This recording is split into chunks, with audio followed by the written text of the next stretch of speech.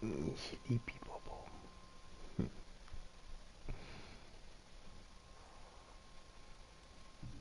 Okay, we'll go out soon.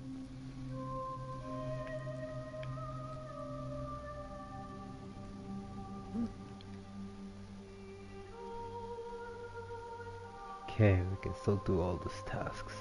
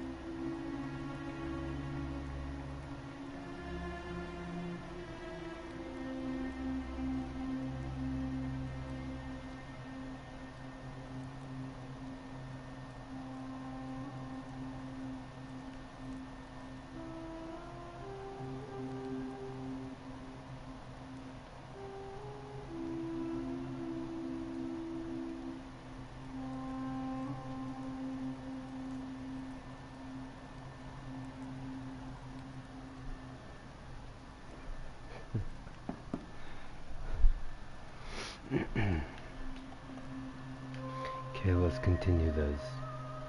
We got the Hercules Task, Permanent Solution, Pandora Boss, Roman Plaque, Greek Plaque, Egyptian Plaque, Mystery Plaque.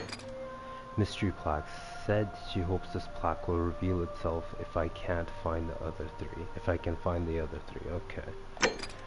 Let's go for the Roman Plaque. What's a Pandora's box? Talk to Livy about being in the other world. Tell a secret, it'll be weight off her shoulders. Misbehaving, she's made unknown discovery some weeks ago.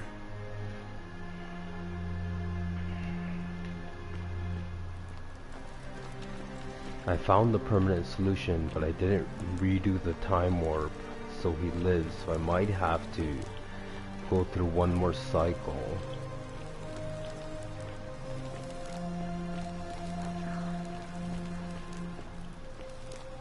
Of course I can't move. I ain't got the means to do that.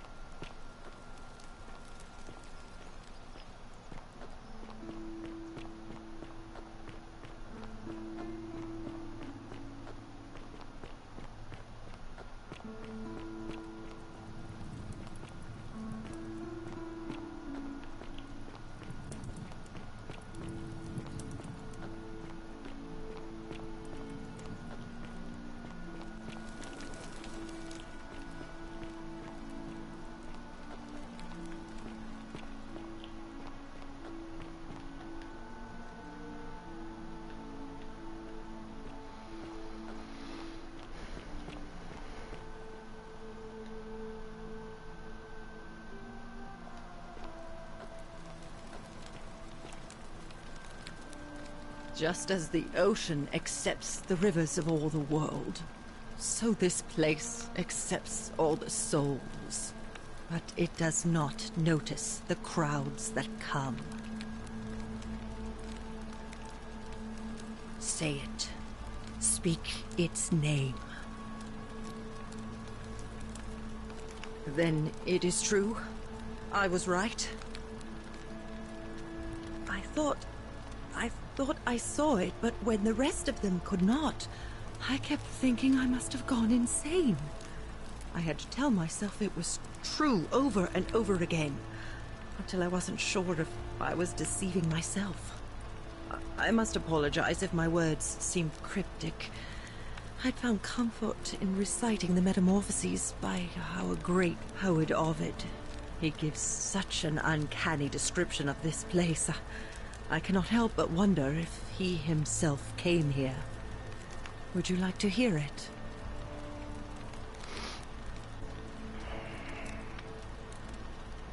I will do my best to remember the relevant verse. There is a downward path, gloomy with fatal yew trees. It leads through dumb silence to the infernal regions.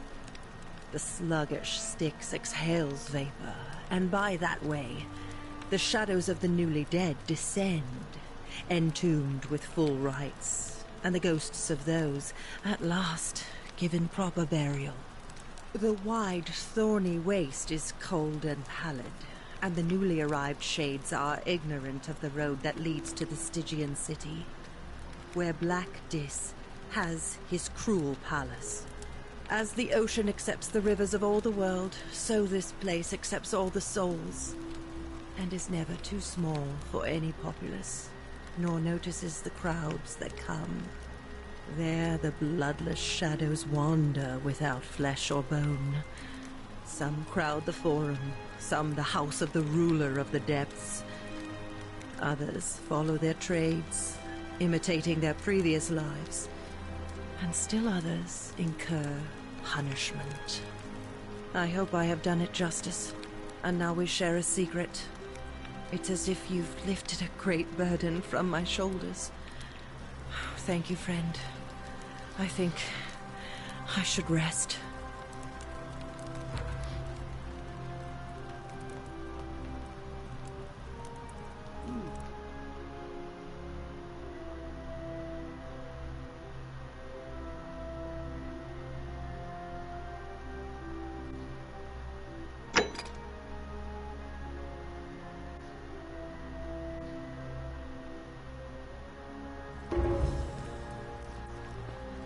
I have to invoke the golden rule. Rufus. Citizen.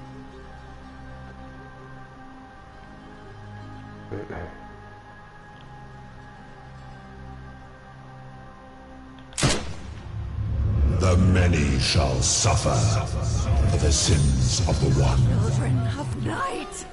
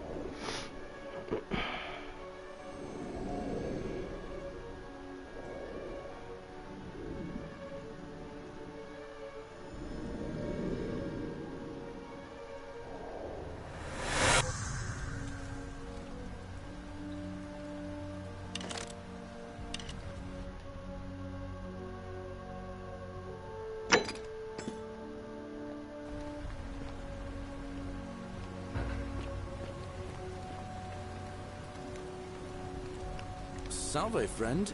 Mind telling me who you are and what you're doing with that bow on your back?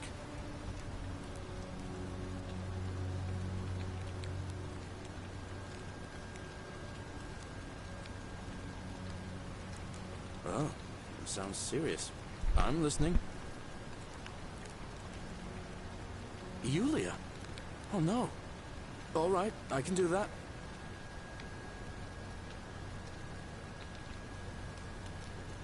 Poor Virgil.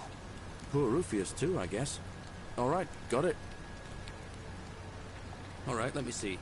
Stop Fabia going in, but send the new arrival to the empty shrine. Understood.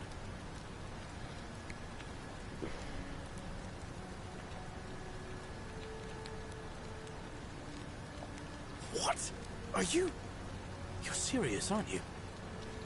I doubt Domitius will let me talk to him, but I'll make sure he passes on the message. I'll go, but once I'm done, I'll need you to tell me how you know all of this.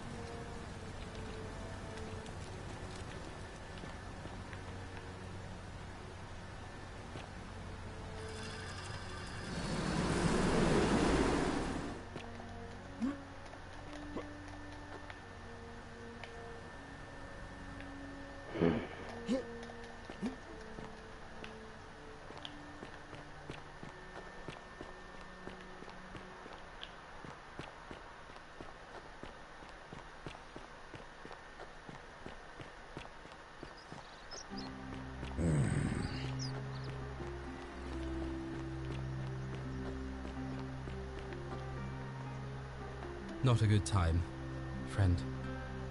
What do you mean? Not a good time, friend.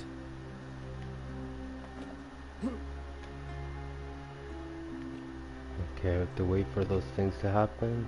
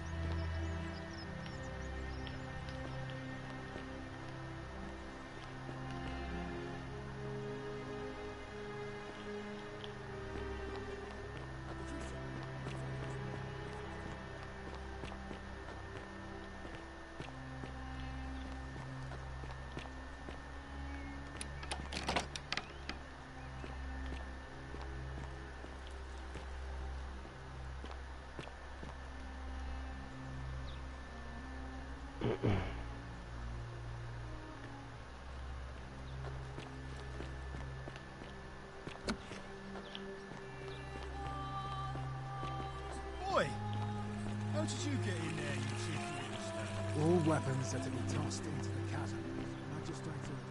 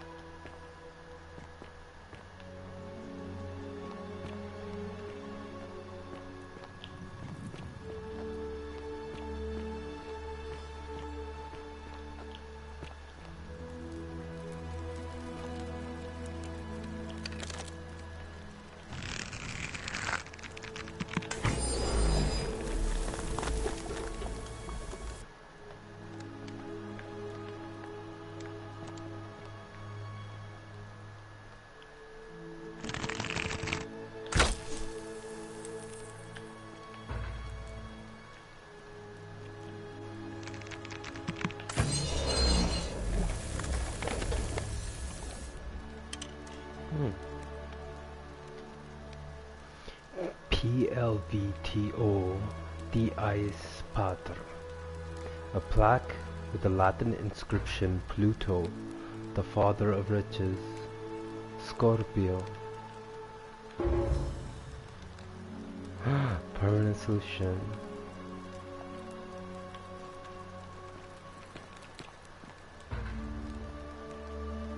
Jesus fish.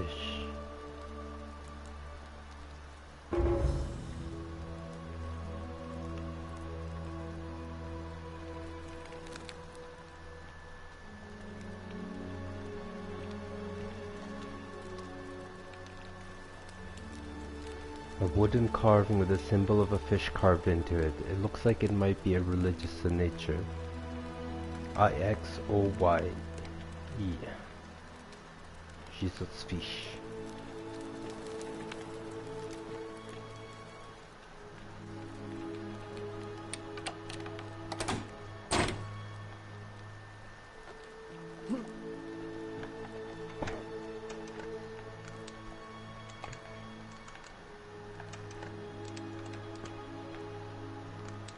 I just came this way by instinct.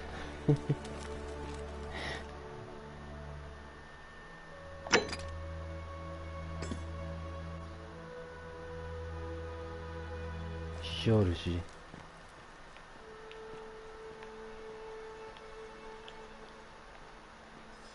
Gold statues.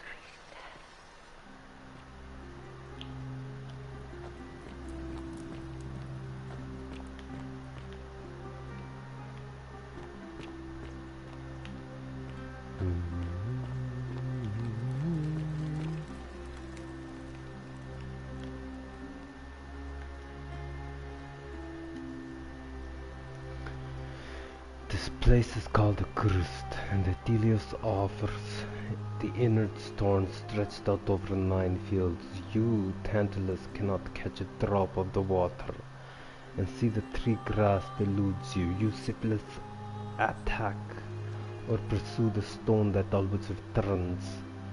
Giant turns, follow after himself, flees into 49 beads.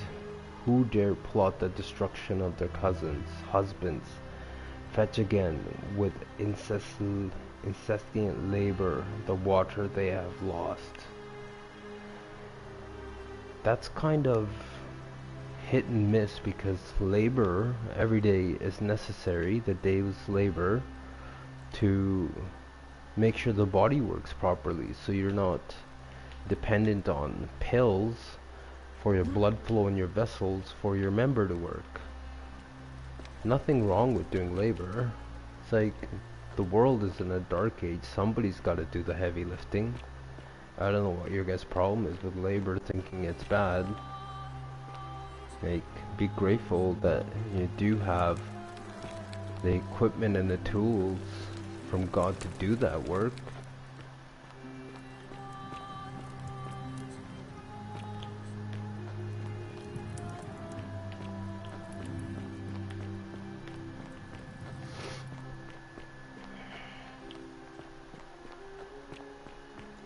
There's Georgie. Ah, it's Georgie.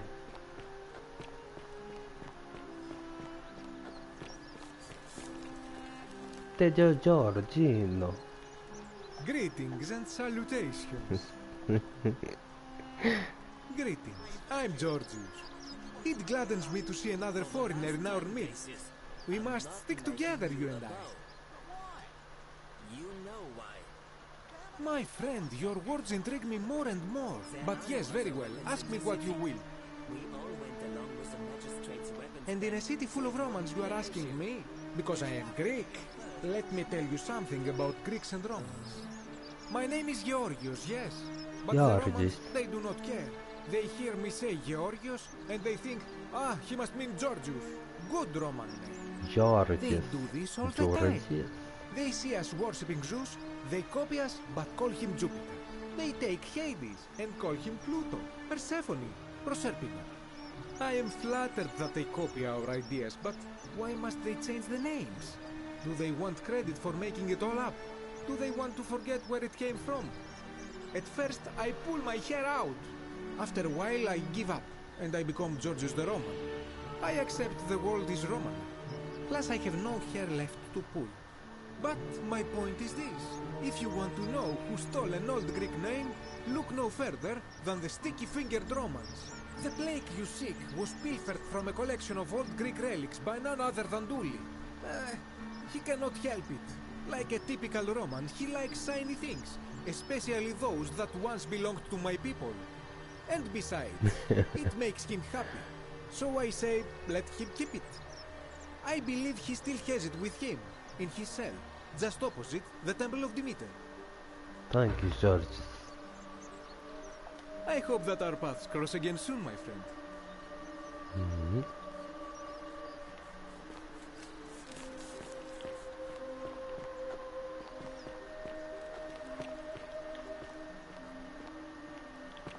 I'm help.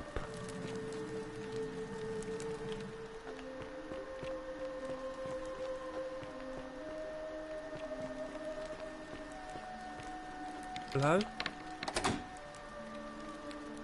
Hello? Have we met before?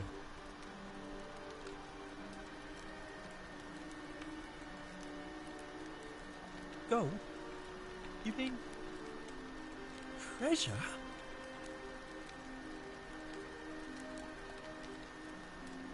Do you like it? It's shiny, innit? It makes me happy just looking at it. But if I gave it to you, then I wouldn't have it anymore, and I'd be sad.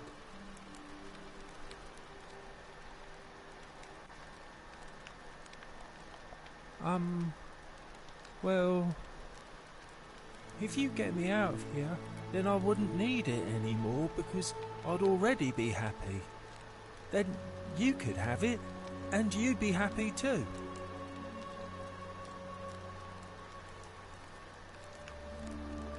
Like Gallerius. He's nice. I like Gallerius. He made me a doll and everything.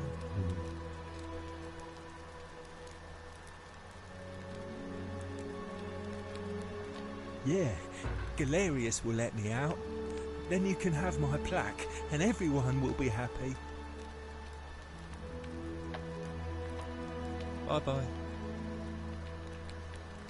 Gallerius.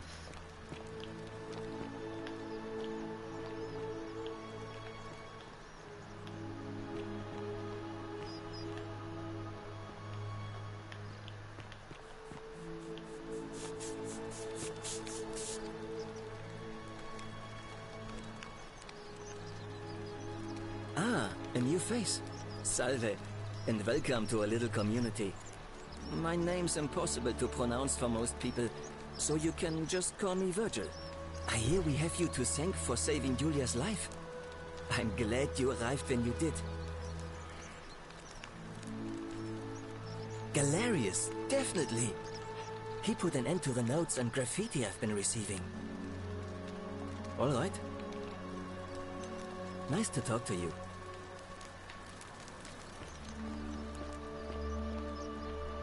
You look well, my sartorial friend. Hello again, my sartorial friend. What is on your mind? Gallerius. Did you know he saved the life of my young friend Fabian? The man is a hero. But of course. I hope that our paths cross again soon, my friend.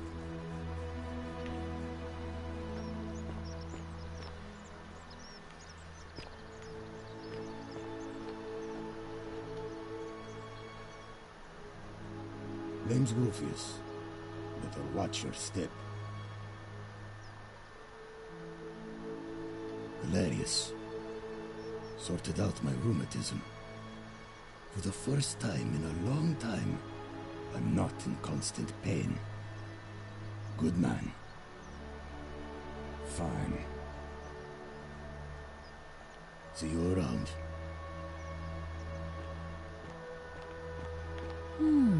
A golden bow. Just like... Feeling all right?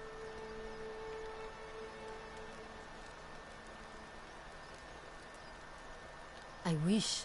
Some people here need proper medical care, not the half-baked, hanging by a thread excuse for treatment I'm giving them.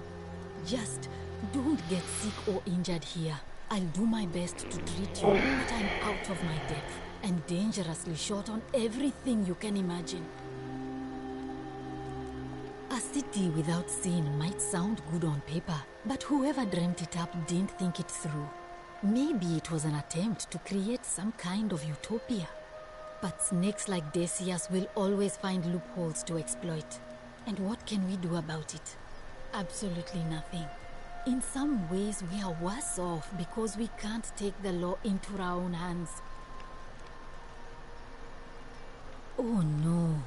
Sorry, I don't mean to worry you, but no, that is definitely not normal. There was one other person who claimed she could hear the statues talking to her. But that was Nevia, and she went a little mad. Well, she used to run the clinic. She was a midwife, not a physician, but she was the closest thing we had down here. And she was good, too. Until she suddenly lost all interest in us. One day she told me she'd made some profound discovery about the golden statues. This changes everything, she kept saying. But I had no idea what she was talking about. The last time I saw her, the last time any of us saw her, she was muttering to the statues, like she could talk to them. And then she shut herself in the palace, barred the door from the inside, and nobody's seen her since. She's been gone so long now, we figure she's either dead or up to something so strange that she doesn't want anyone else to know about it. But I really wish I could reach her, because that's the only hope I have of solving a troubling problem, a real thorn in the paw situation. One of my patients is suffering from terrible rheumatism. His joints are inflamed and he's in constant pain. He's become so irritable that the smallest things set him off, and I worry he'll end up... You did? That's unexpected. But tell me, what is it? Willowback. I should have known. I have some... I did this task. Thank you. I'm really glad you arrived when you did.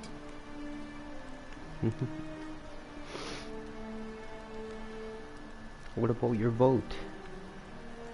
That's a shame. Thanks again for saving Yulia's life. Apollo smiles upon you.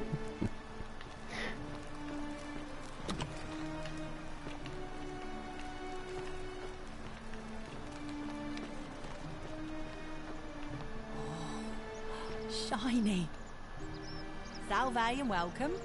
Need something? All right. Thanks again for taking care of our problem. I won't forget it.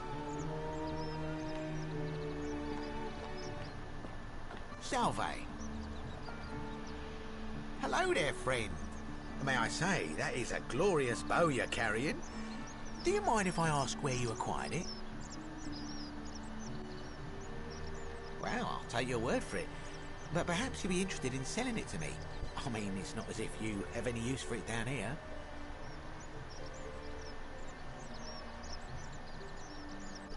Oh well, let me know if you change your mind. But for now, can I help you with something? Sentius, I suppose. Stability is always good for business. Yeah? And what's he gonna do for me? He's nothing. Certainly, for a few thousand denarii.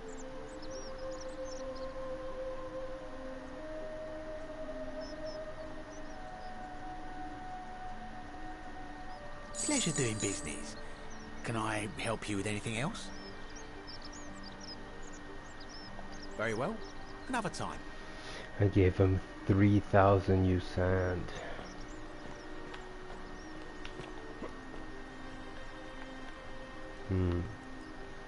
Gallerius.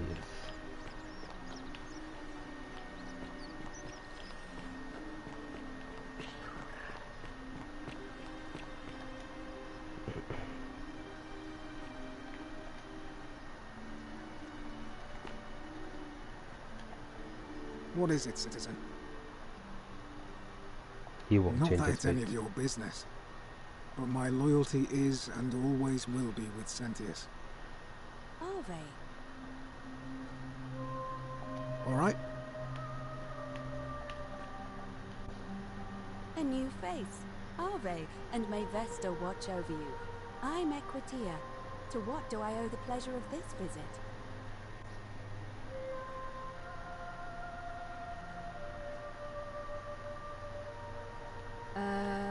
I beg your pardon? Oh my. That is quite a lot to take in. You'll have to give me a moment. Let's see. If that is indeed the case, I suppose we'd better figure out what to do about it, hadn't we? We don't have much to go on, except the old stories. I remember 4 in particular about heroes in the underworld.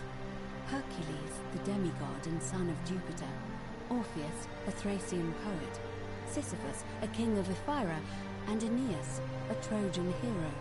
Hercules was able to leave the underworld because he cowed its god with his strength.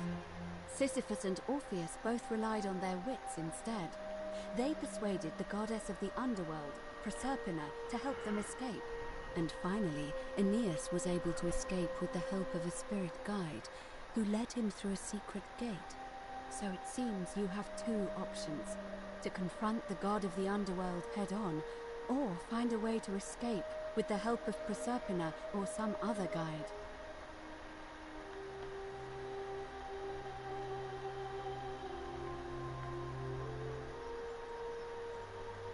May Fortuna guide you. Ave again. Did you find what you need? It must be completed by dusk, just the same as any other official business. It'll be between Sentius, the incumbent, and Gallerius, the challenger. Why do you ask?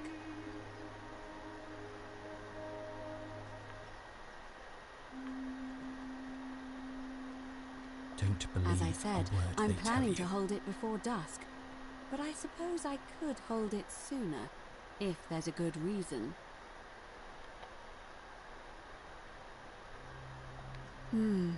Yes. I have overheard some rather unpleasant arguments. The last thing we need here is additional conflict. Very well. I'll get things started right away. Citizens, it is time. Let us meet to elect our magistrate. Election starting.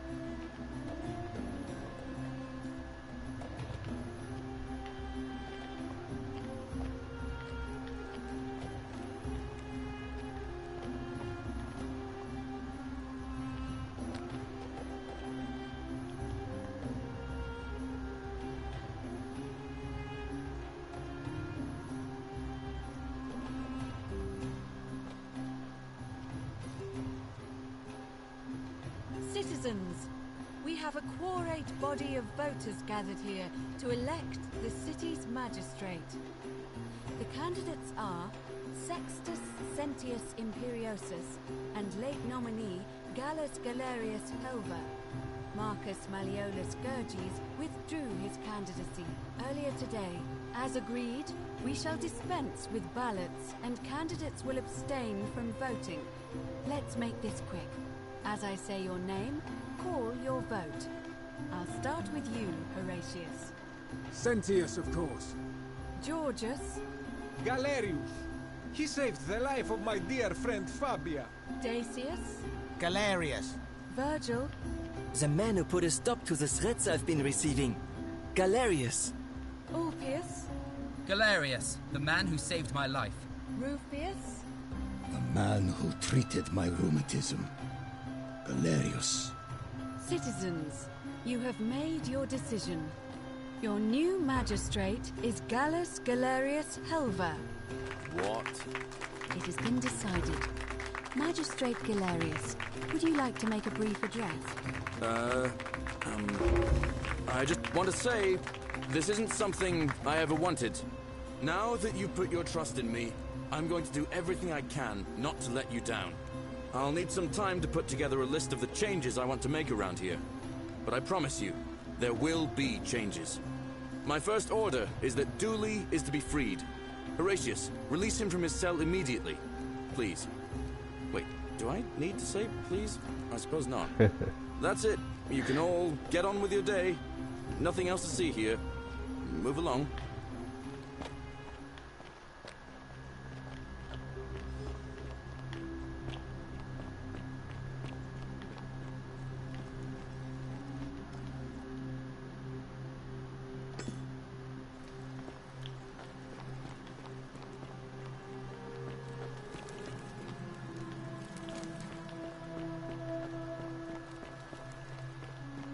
Salve.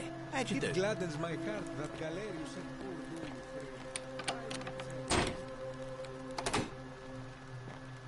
free. Fortune smiles on you today, Julius. Magistrate Gallerius here has ordered your release. You're going to let me out of here? I'm sorry it took so long, my friend. And it wouldn't have happened at all if it wasn't for a newcomer. So be sure to offer your thanks when you can. I will. I will. Thank you, Gallerius. I'm so happy. I'd love to stay and chat, but I've got a lot of work ahead of me. Why don't you go to the baths? Then tell Georgius I said you could have some new clothes. Then I want you to go home and rest. I'll speak with you soon, Dooley.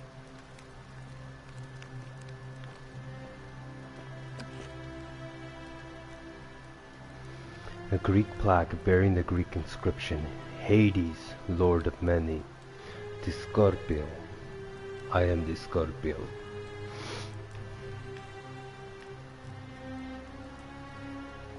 In service I am.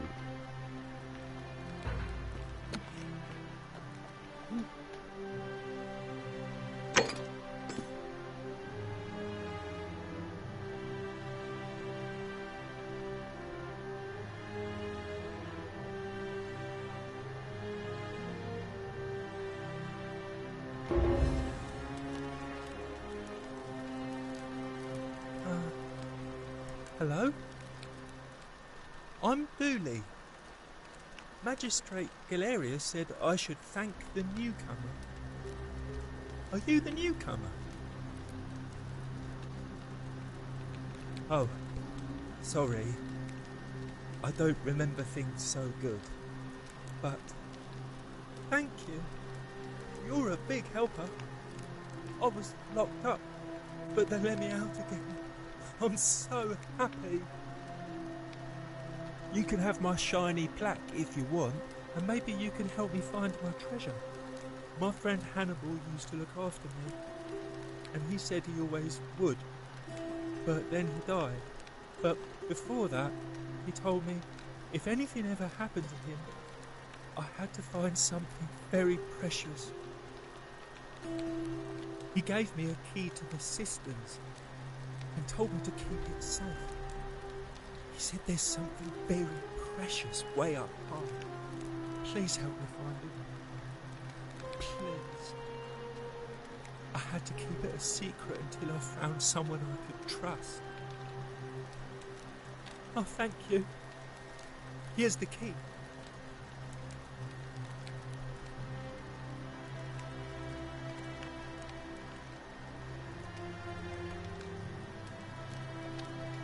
Hope you find it. In the systems, way up high, Hannibal said.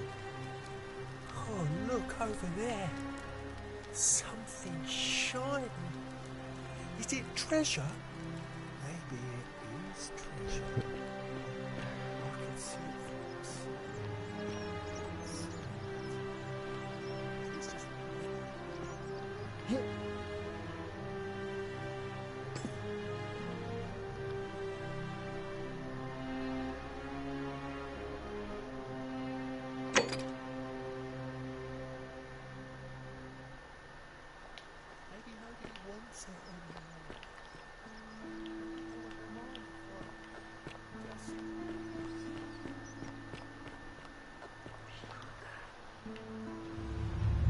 The many shall suffer for the sins of the one.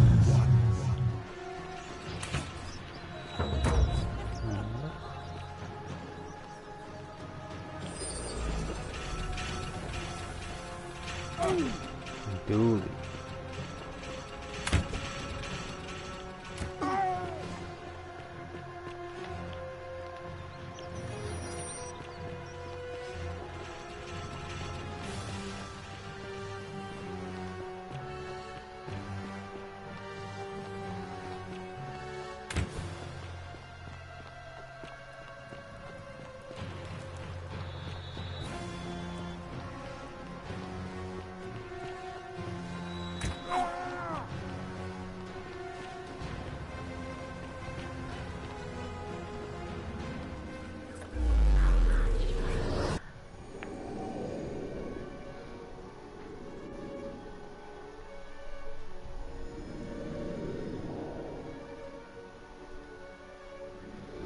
That was Dooley.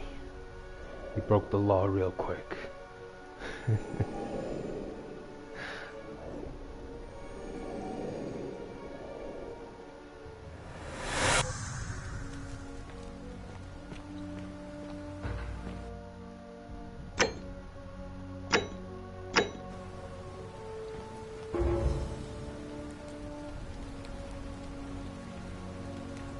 Salve, friend. Mind telling me who you are and why you look like you've just taken on a gladiator and lost? Because I've been at war.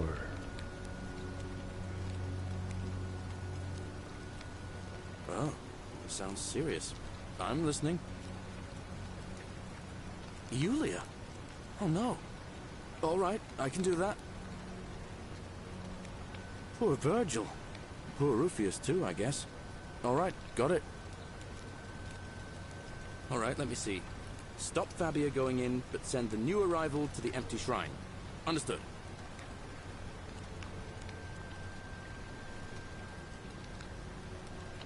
What? Are you... You're serious, aren't you? I doubt Domitius will let me talk to him, but I'll make sure he passes on the message. I'll go, but once I'm done, I'll need you to tell me how you know all of this.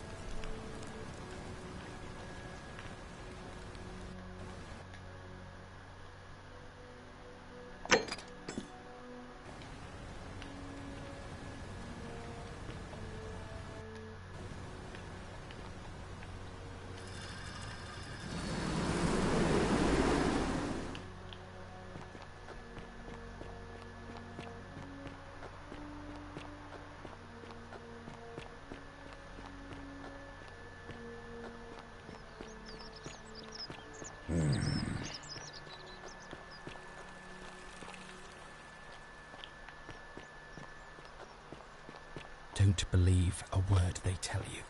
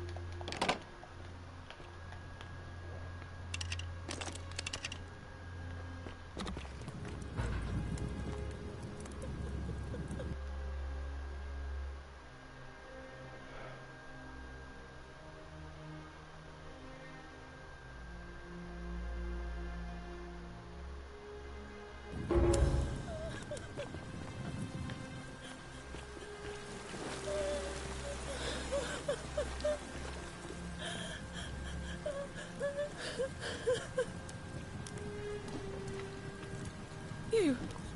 Who are you? Did he send you? Do you know you're here?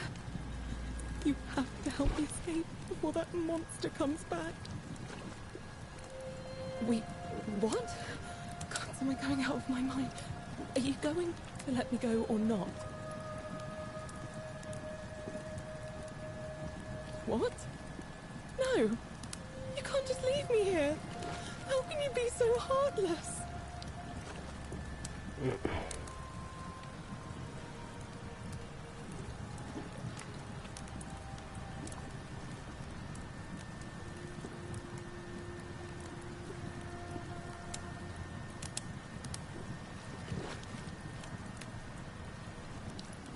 I hate you. I spit on you. I hope Dis drags you to Tartarus. You're back. Have you come to let me go this time?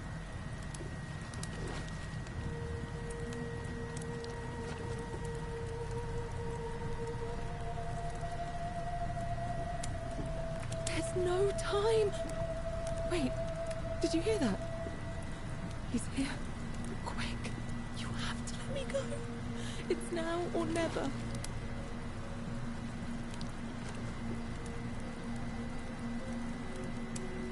What?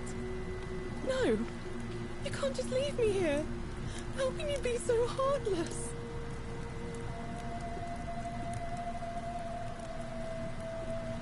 It's no use. You'll never persuade him of anything. I'm telling you, he's a monster. Please.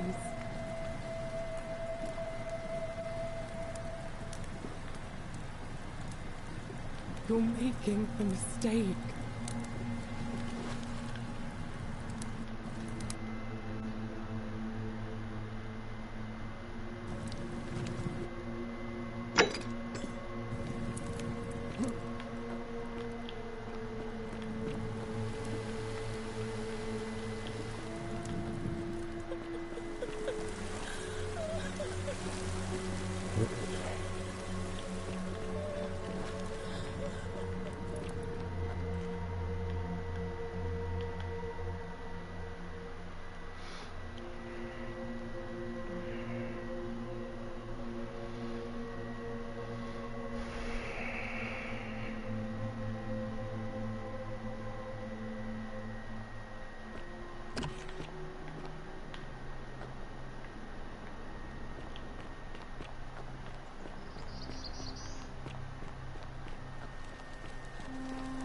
You're taking care of yourself.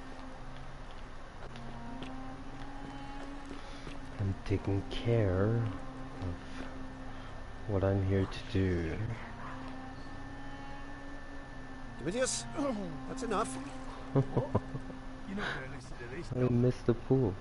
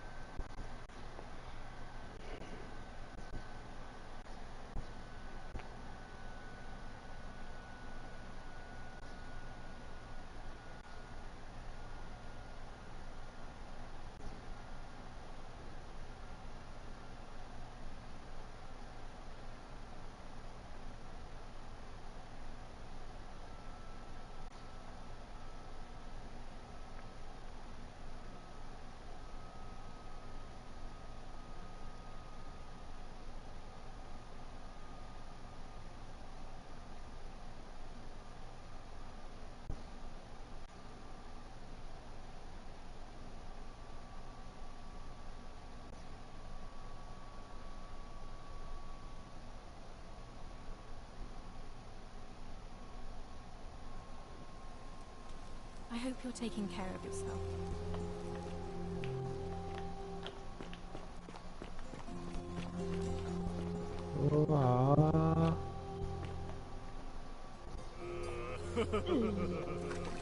How I missed the water.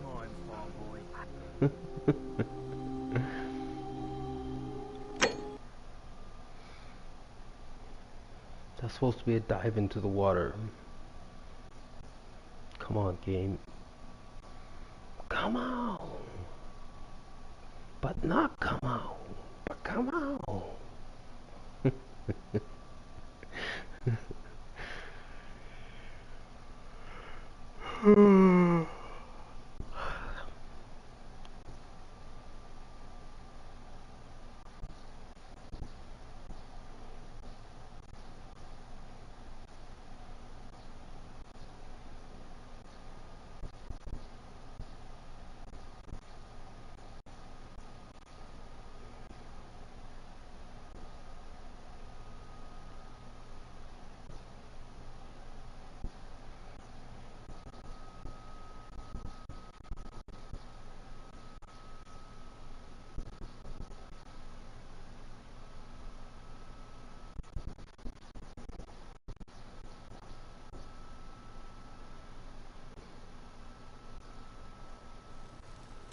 I hope you're taking care of yourself.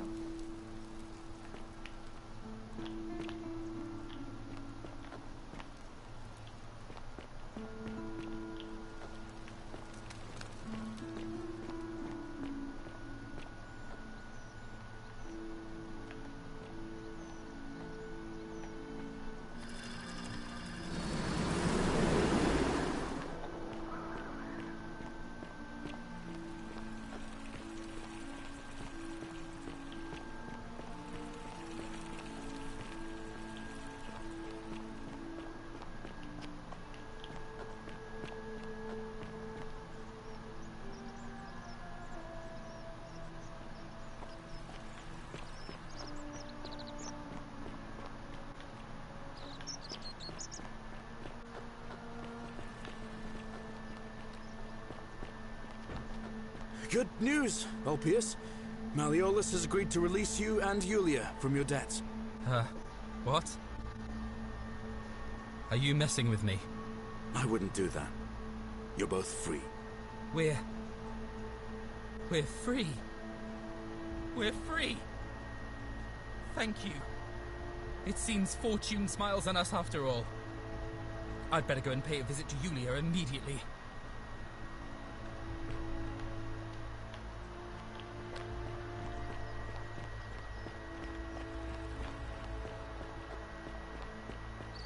Citizen.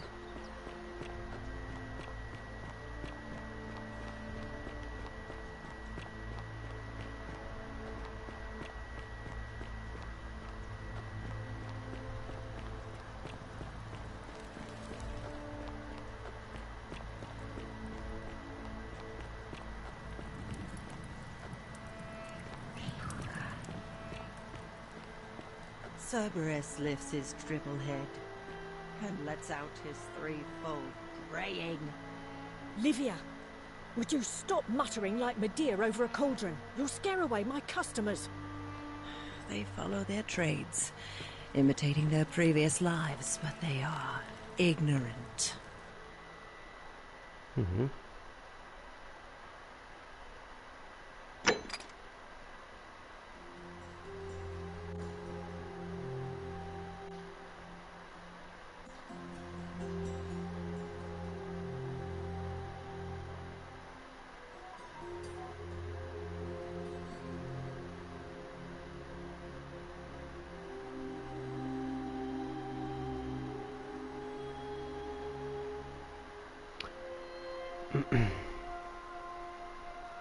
I should begin by asking Kabash.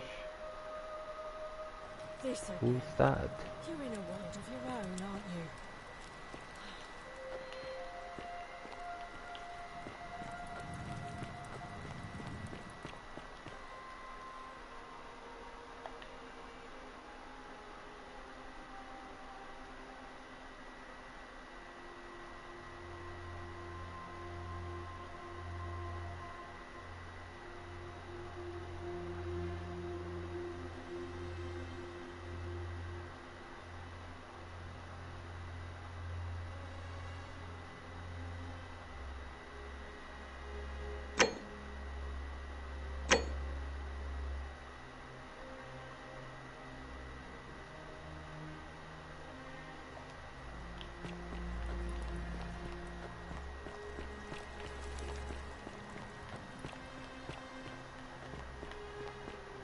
the guy downstairs?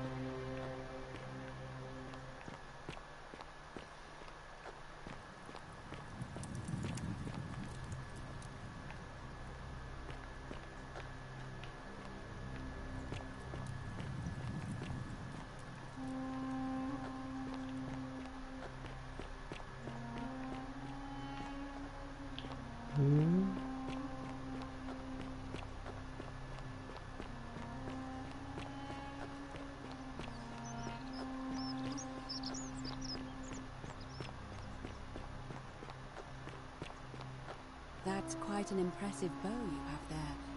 Just like Diana's.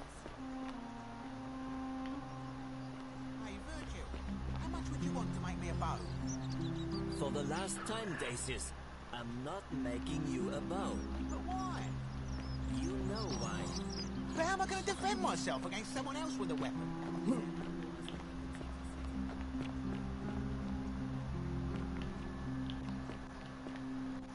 That's why I've got to get in first before someone else beats me to it.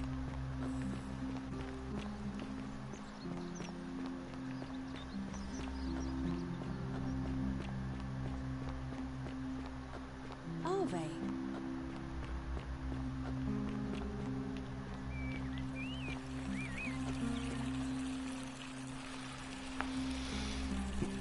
What is it, citizen? I need the locations of the peoples.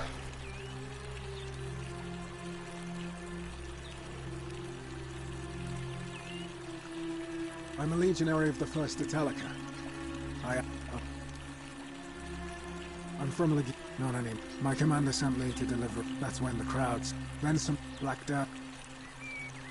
Ah, don't. But that's it. He's one of the better treat you. Can't ask for much more than that. I went around to bed. I don't see why not. This one. Just make sure I get it back by tomorrow.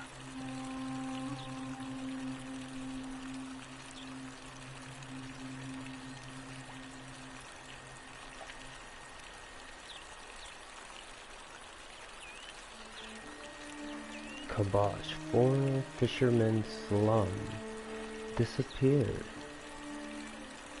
Quarters, the slum. I'm not sure why you said it like that, but whatever. All right?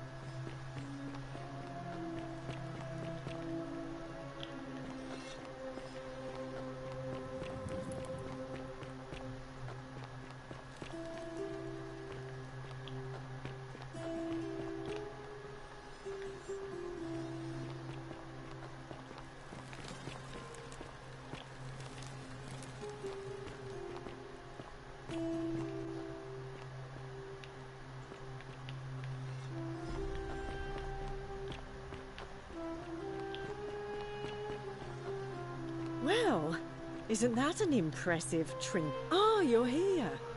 I'm so glad you decided to visit. I'm Aurelia, and I hope I'm not being too forward, but the moment I laid eyes on you, I was intrigued. I can tell from the way you carry yourself. You're a warrior, like Aeneas on a journey far, far from home. Such bravery.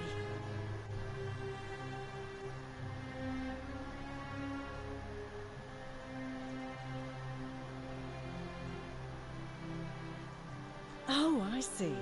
You prefer the company of men. Maybe you should go and make friends with Virgil instead.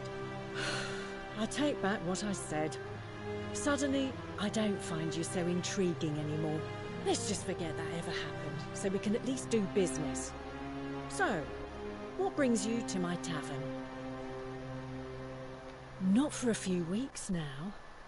Last time I saw him, he was sitting at a table with Georgius, whispering about some job. I remember because they kept looking over their shoulders as if they didn't want anyone else to know. So, naturally, I hovered. The one word I kept hearing was vanishing, and then, the next day, Kabash just disappeared. Coincidence? I think not. All right, see ya. The 49 melodies fetch again, with incessant labour, the water they have lost.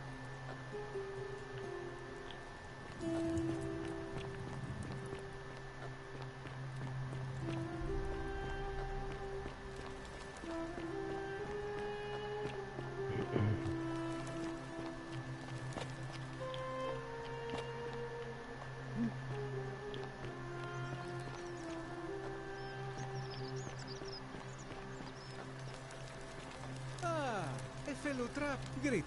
I'm Georgius. It gladdens me to see another foreigner in our midst. We must stick together, you and I. My friend, your words intrigue me more and more. But yes, very well. Ask me what you will. I knew this day would come. I do not wish to lie to you, my friend, but even discussing this matter is dangerous. Please, let us leave the live coals safely beneath the ash. Very well, but the magistrate would not look kindly upon this, so please keep it to yourself. For several months now, I have been sneaking out at night to worship the gods of my ancestors in the temple of Demeter. Each day, I leave offerings of food in the hope that we may have a bountiful harvest, and yet the next day when I return, the food is missing.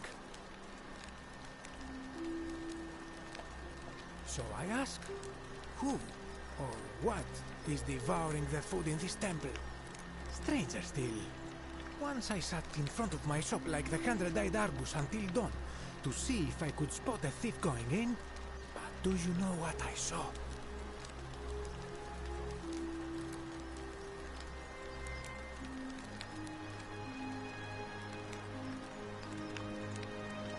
Nothing. Nobody entered. And yet when I went to take a look, my offering was gone. It is bizarre, is it not? When I told my friend Kabash of this at the tavern, he offered to help investigate. He went in, and to my dismay, he was never seen again. It is the only Greek temple in the city. Head towards the baths, and it is the last building on your right. I do not think you should pursue this, my friend. It would break my heart to be responsible for 2 people disappearing. But you do not strike me as a kind of person to be deterred by such warnings, so just be careful, I beg you.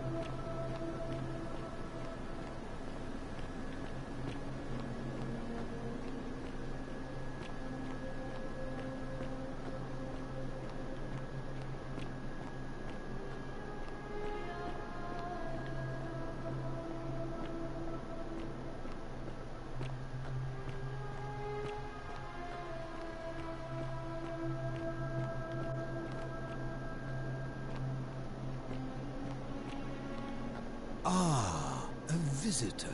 Welcome, welcome. May I ask your name?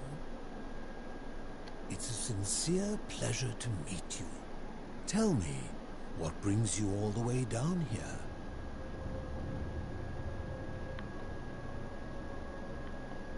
Ah, Kabash. I know this man. He came through here some weeks ago.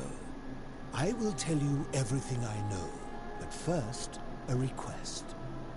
I've been living down here alone for many years, with nobody to talk to but myself.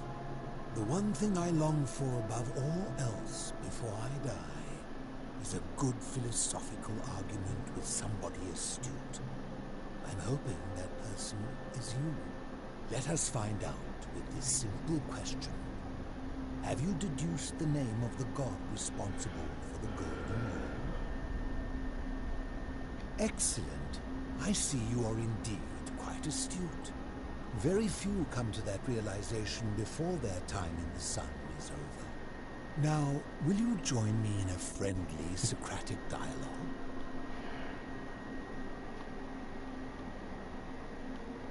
Wonderful.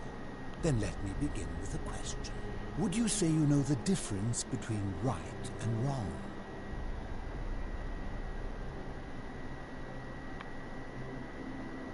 You are an overthinker too. We're the same then. That's probably why I became a philosopher. But if you struggle with right and wrong normally, then down here with the Golden Rule, surely your struggle can only have become more difficult. Well, that's reassuring. And the truth is, you're not alone. You see, out there in the world, being uncertain about right and wrong was acceptable, because our mistakes rarely had consequences.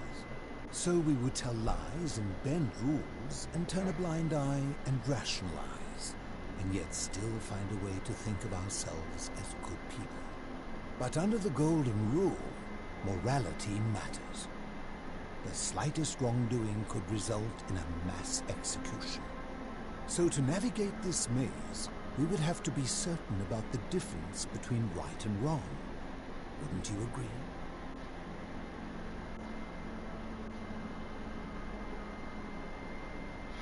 To navigate this maze, we would have to be certain about the difference between the right and wrong. Whose version is right and wrong? That is an excellent question, and it leads directly to my next line of inquiry. So let me ask you this. Is there one system of morality which is always perfectly correct, which you could follow in every situation and always do the right thing? Let me guess. Is it yours? And that's a credit to you. It is the mark of a civilized person to change their position when presented with a superior argument.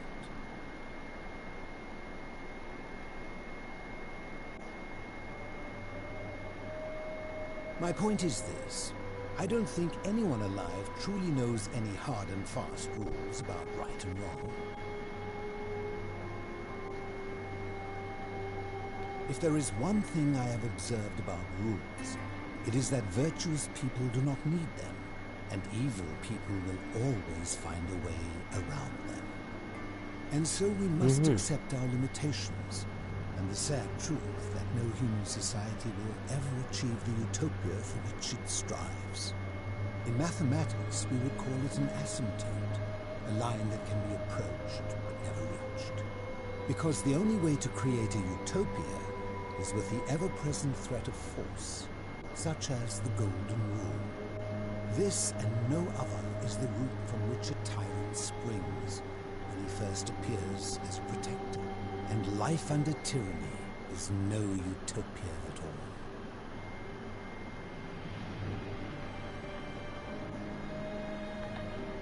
I'm glad to hear that. In any case, thank you for humoring an old man. I would be happy to answer your questions. You mean, how did I end up living alone in this cave with nothing but these relics of the past for company? It's a long story. I was a quarrelsome young man. At 19, I left Corinth for Rome to study rhetoric at one of her finest academies, so I could argue more forcefully. Back then, I used to enjoy verbally sparring with everyone I could, and I was good. One night, I found myself in a tavern in an argument with a drunken mercenary. It became heated, he drew a Gallerius, and I won the argument, but lost my life. I woke up on the banks of the Styx at a campfire opposite Karen. Of course, I tried to persuade her to let me return, but even with all my skill, I failed. I settled in, made friends, and learned what I could, quickly realizing our little community faced certain death under the Golden Rule. So I began looking for a place to hide underground. Fortunately, I found this place waiting for me. You see, I was not the first to take refuge here. I returned to my friends above, persuaded them to join me, and 12 of us descended for the last time to live out our days hidden from Hades' tyranny. They are one and the same. The Romans call him Pluto, but long before that, my people called him Hades. My generation was wiped out, turned to gold, many years ago. My friends and I were able to avoid the same fate by hiding down here. I think it's safest to assume that if I was to return, Hades would realize that his furies hadn't finished the job, and he'd send them after me again. I fear that if you were to utter my name in the city, even by mistake, that Hades would hear you and know I am still alive. I'm afraid I am the only one left. There were 12 of us in the beginning, but one by one, my friends passed away. Some from malnutrition, others from madness and despair. It has been lonely. Before my unexpected visit from Kabash some weeks ago, I'd not seen another person in many, many years. Living in darkness is not without its challenges. The first challenge is diet. Fortunately, I found that eating fresh fish provides most of the nutrients I need. And sometimes, when there are Greek people living up above, I surface at night and salvage the offerings they've left in the temple of Demeter. The greater challenge is the isolation, so I like to imagine arguments where I argue both sides. But, like so many things in life, arguments are better with a partner. As you wish.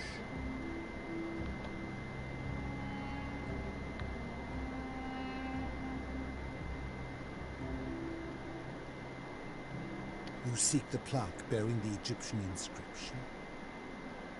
It is a cursed object, and I would be happy to give it to you if Kabash had not already taken it. I will tell you, but you may find him hostile. To prepare for your encounter, there are certain things you must know. Very few know this, but before the Romans came to this city, it was once entirely Greek. The architecture, the temples, and the people. When the Romans came, in typical fashion, they claimed it as their own, built over everything that could be built over, and renamed the things that could not. Thus, the shrine of Persephone became the shrine of Proserpine.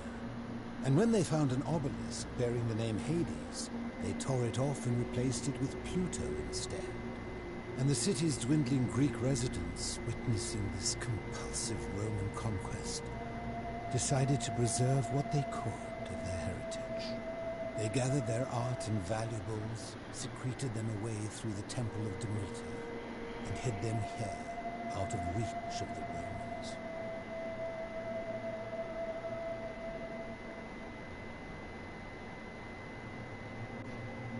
However, there was one thing that always seemed out of place to me, and it is the very thing you seek. An even older plaque bearing an Egyptian inscription. We had no idea until years later, when and the first of my friends began to die. As a result of their deaths, we began to dig catacombs branching off from this cavern to lay them to rest. We extended the tunnel so far that we accidentally discovered another, an even older tunnel, which somebody had gone to great lengths to keep hidden. Suddenly it made sense why there was an out-of-place Egyptian plaque among our people's possessions. You see, we proud Greeks had thought the Romans beasts for stealing and corrupting our heritage.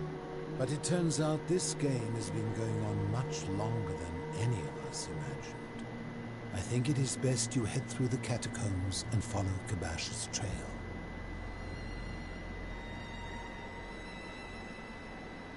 There are certain things you must see for yourself.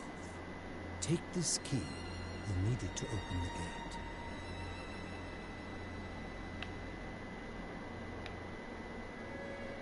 A bent 3 key.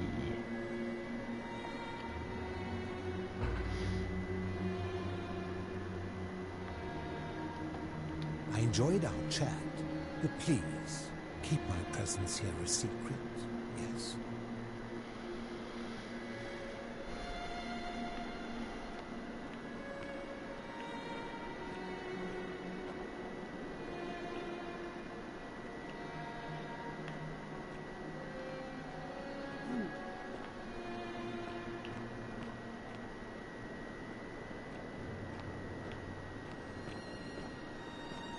Ah, you've returned.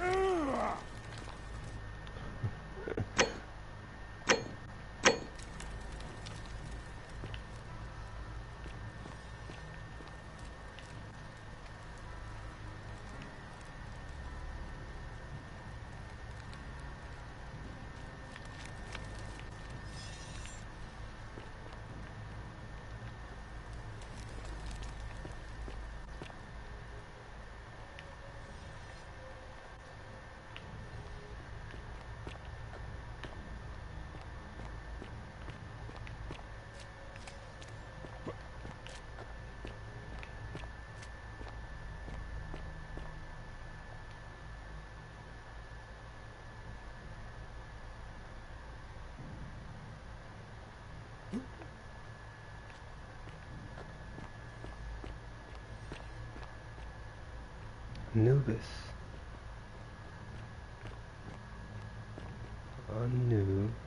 UBS.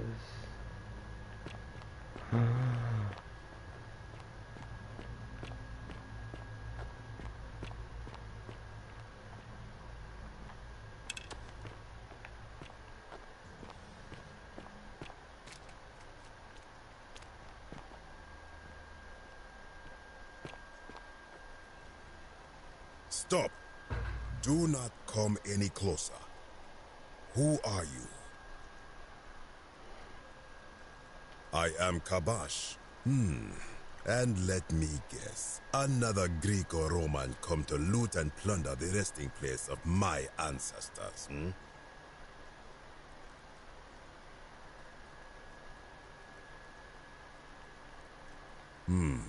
Trousers, boots, curious here. No, I suppose you do not. Then what do you want? To what end? That is welcome news. You really are not Greek or Roman, are you? I was planning to return it myself, but I am for now, Khalistan. I must remain. Here, take it, and restore the honor of Osiris. I am Osiris.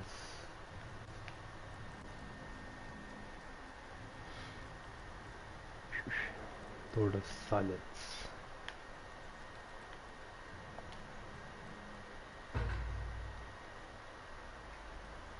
Now, as for the other plaque. Indeed, I have it right here. I stumbled across a collection of dusty curiosities while searching for a place to hide from the hungry children of Amit, and there it was. Amit is the feed eater. Anubis feeds those to Amit that are not virtuous of heart. You may not. In fact, I am about to destroy it. Because it speaks a treacherous, blasphemous lie. I will tell you, but first, do you know what this place is? It has a name, and that is the Duat. See what has become of it. I have been down here for weeks, piecing together its story. And here is what I have learned. As Egypt declined and the Greeks had their turn to flourish, their souls came here in great numbers. But instead of adopting our ways, they copied and corrupted them. When they found the obelisk bearing the name Osiris, the true god of the underworld, they desecrated it, removing his name and replacing it with ISSR. Even the ferryman of the dead, known to my people long before as Kerti, they renamed to Keron. As if that desecration was not enough, they built over this place, using it as the foundation for their own underworld, so that ours was forgotten. My only solace is that the Greeks then suffered the same fate when the Romans rose to power, renaming Hades to Pluto, Cycles and cycles. this cycle began anew.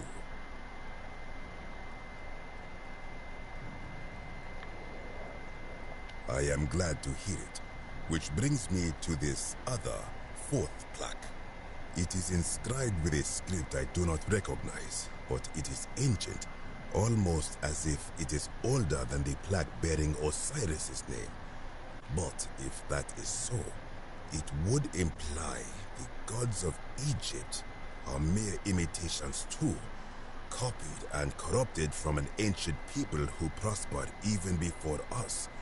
And that my people did to them what the Greeks and Romans did to us. But this, I cannot accept. I sense a deception.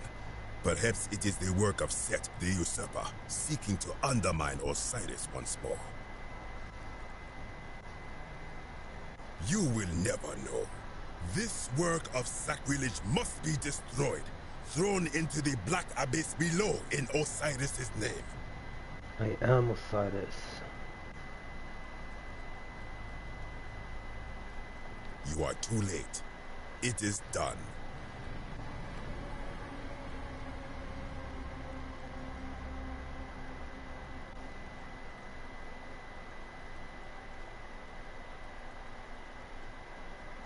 You would plunge into the depths of the Duat with no way back up. Madness.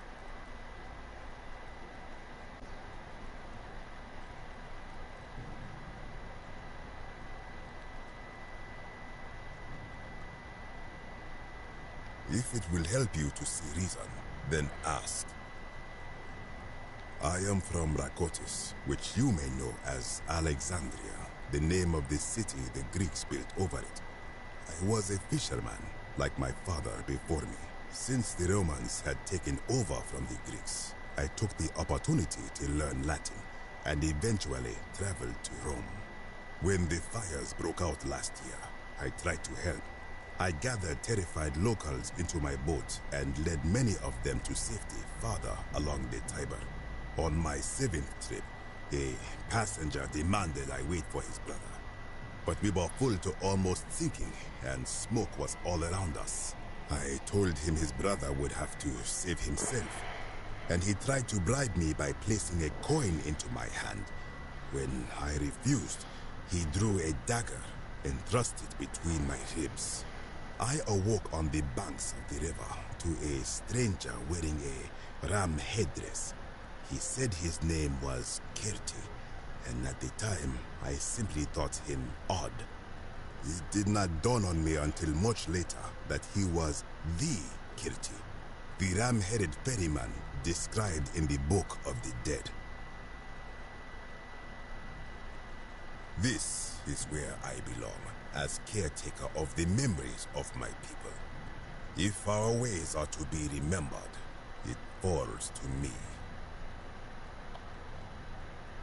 I think if someone is to break the golden rule, it will not be me, for I try to live as I always have by the command of the goddess Ma'at. Do to the doer to make him do. As for the punishment that will come from it, I finally understand why it has long been said among my people that gold is the skin of the gods. I do not know. What could possibly lie beneath the underworld? Perhaps it is infinite darkness. Perhaps it is the lair of Amit, the devourer of souls. All I know is, it would be unwise to venture down there.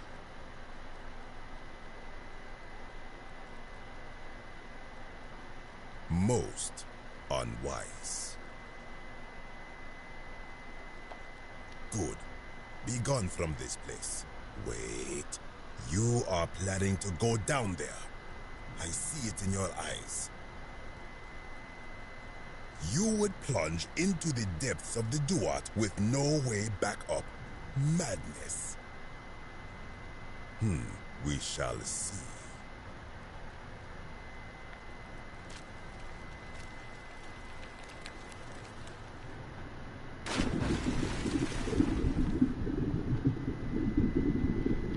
Sumerian, plaque, Nergal, the fierce one.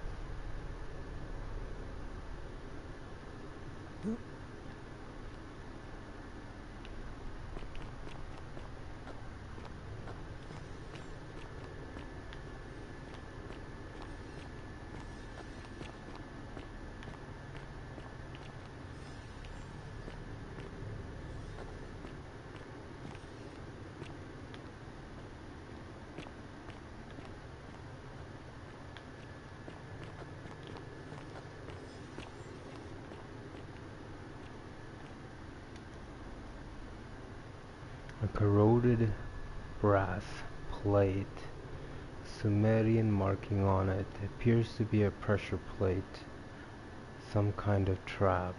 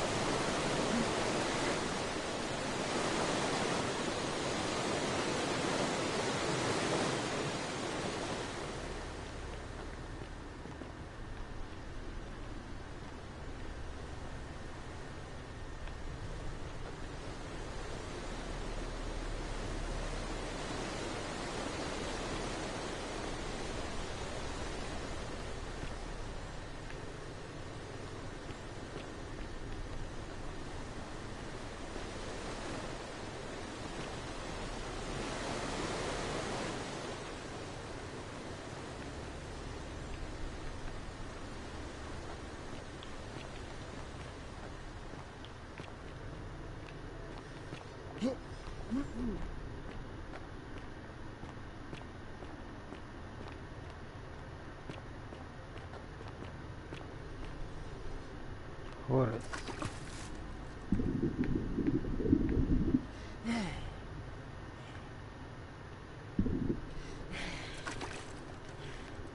Conan, the mightiest warrior ever,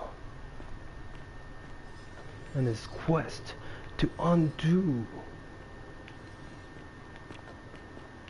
the spell of living stone cast upon the living.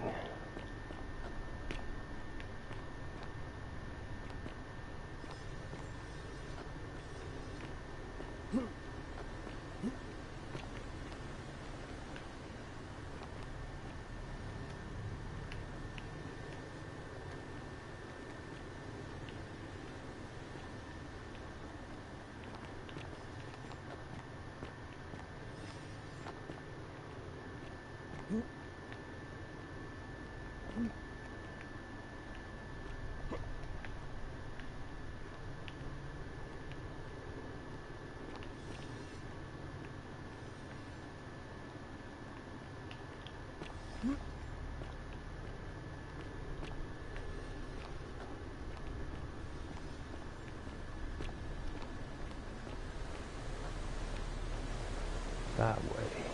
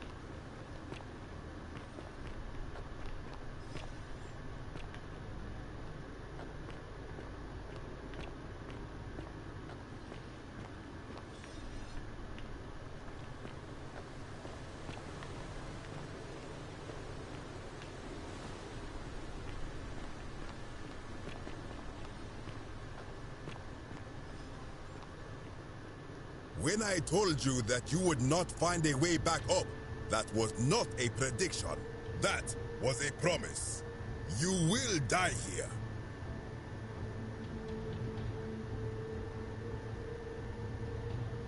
I disagree. I warned you against coming down here, against perpetuating this sacrilege. But you persisted. You have undermined and dishonored the true god of the underworld. How did you think this would end, if not with bloodshed? Who do you think I am? Very well, I will listen. But if I sense deception, or if you further insult my gods, I will carry out my threat. So tell me, why should I let you live after you salvaged this instrument of blasphemy? If something can be destroyed by truth, it deserves to be destroyed by truth. There is no shame in building the works of the people who became. There's no shame in building on the works. I'm trying to replace the plaques taken from the desecrated. I'm not trying. Then you admit it. You wish to destroy the sacred beliefs of my people. I will not allow this. Many of my ancestors endured great hardship to live good lives so that we may descend to the Duat in death and be judged accordingly. We prepare to have our hearts weighed on Anubis' scales and to swear ourselves innocent of sin before the 42 assessors of Ma'at. Not sin, and yet measurement of your heart. To find the Book of the Dead contained only a seed of truth. And now I ask myself, did our priests steal and embellish the stories of an older people and feed us lies all our lives simply to trick us into obedience?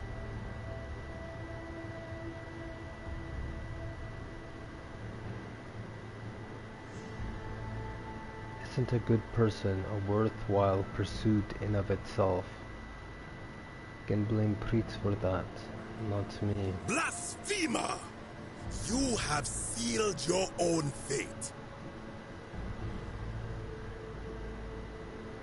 If you attack me, you'll break them. Good. I welcome it. You see, the philosopher told me that each time it breaks, Osiris bellows with rage, and his voice shakes the very foundations of the earth. I can only hope one more tremor will lay waste to this fragile place once and for all, and you along with it. The many shall suffer for the sins of the one.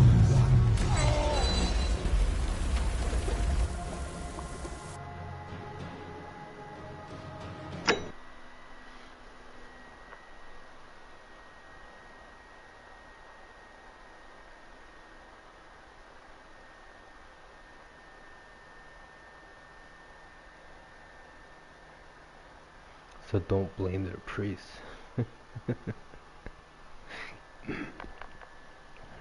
Then who is accountable for leading the peoples?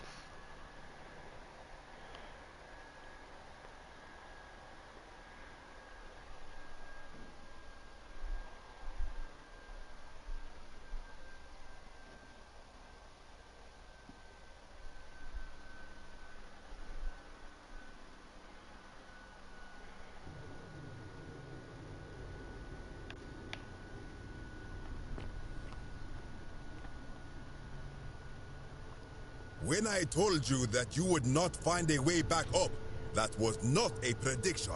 That was a promise. You will die here.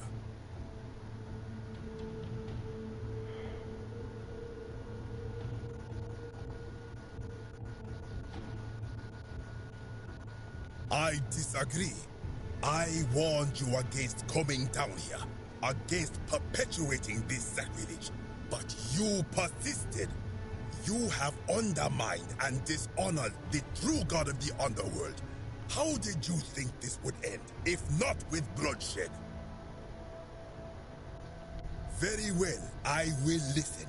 But if I sense deception, or if you further insult my gods, I will carry out my threat.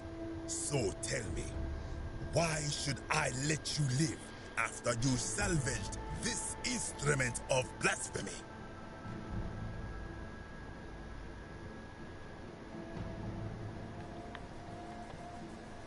Why? To what end?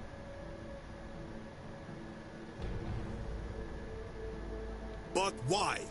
What business could you have with Osiris? I am Osiris.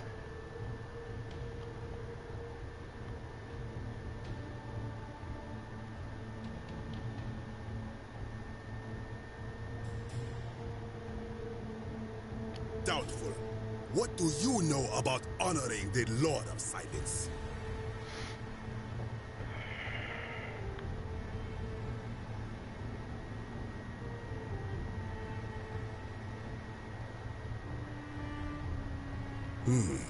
You speak the truth. Indeed, it seems we have all been deceived. Many of my ancestors endured great hardship to live good lives so that we may descend to the Duat in death and be judged accordingly. We prepare to have our hearts weighed on Anubis' scales and to swear ourselves innocent of sin before the 42 assessors of Ma'at. And yet, I arrive here to find the Book of the Dead contained only a seed of truth.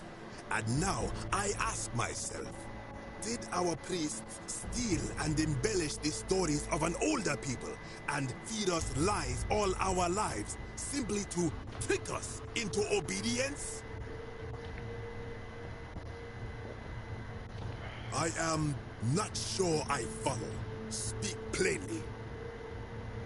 Even if your beliefs about the afterlife weren't accurate, it's an important things motivated the good lives. If you were only good in life because you expected a reward, are you a really good person? Now you insult me and all of my ancestors. You have sealed your own fate.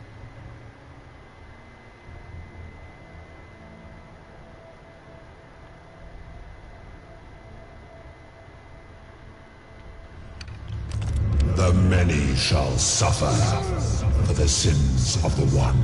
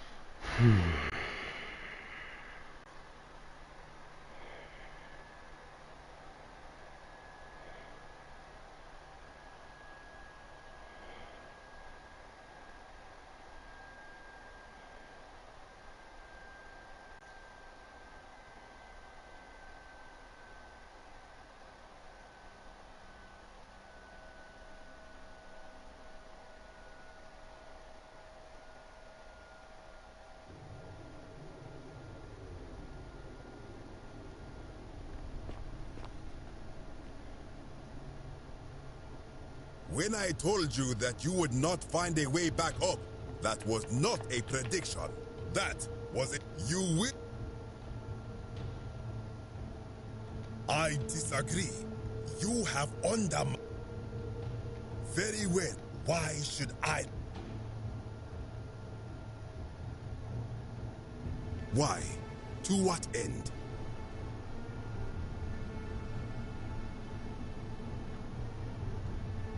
But why? What business could you have with Osiris?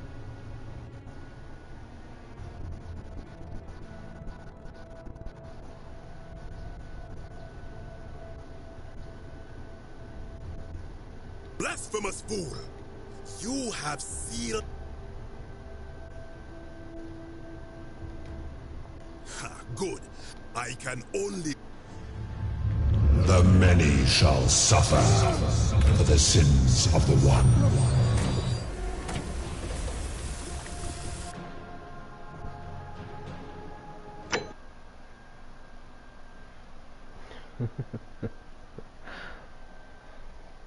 The dude. If I had my choice, I'd tell you exactly what I'd want to say too. Let me talk over with my own language this time.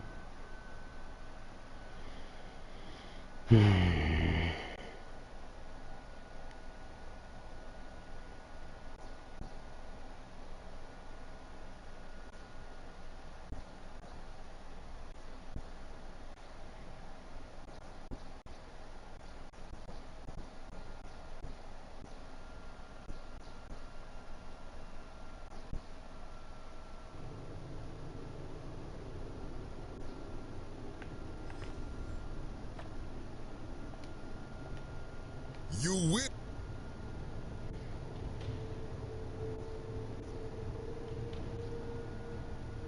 I disagree.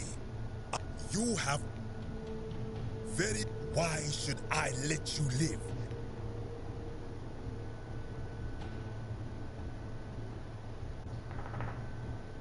Why? To what end?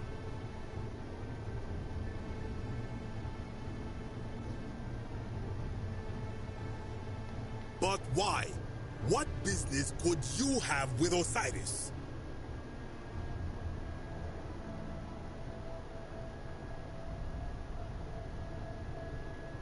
Doubtful. What do you know about honoring the Lord of Silence?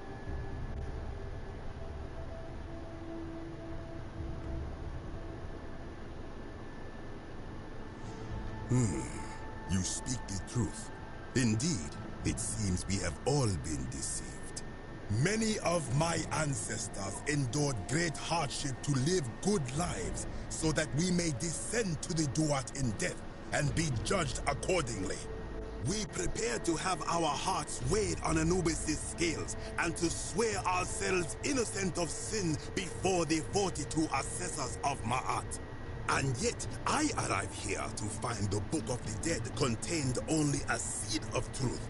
And now, I ask myself, did our priests steal and embellish the stories of an older people and feed us lies all our lives simply to trick us into obedience?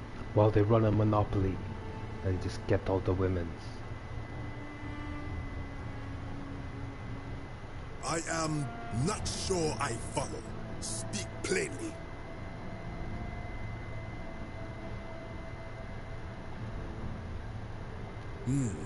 Perhaps there is some truth in that. What is your point?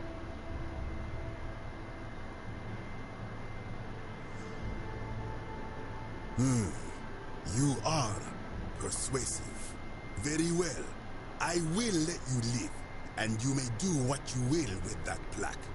I will remain here for a while, and attempt to learn what I can about the foundations of my people's beliefs. Go.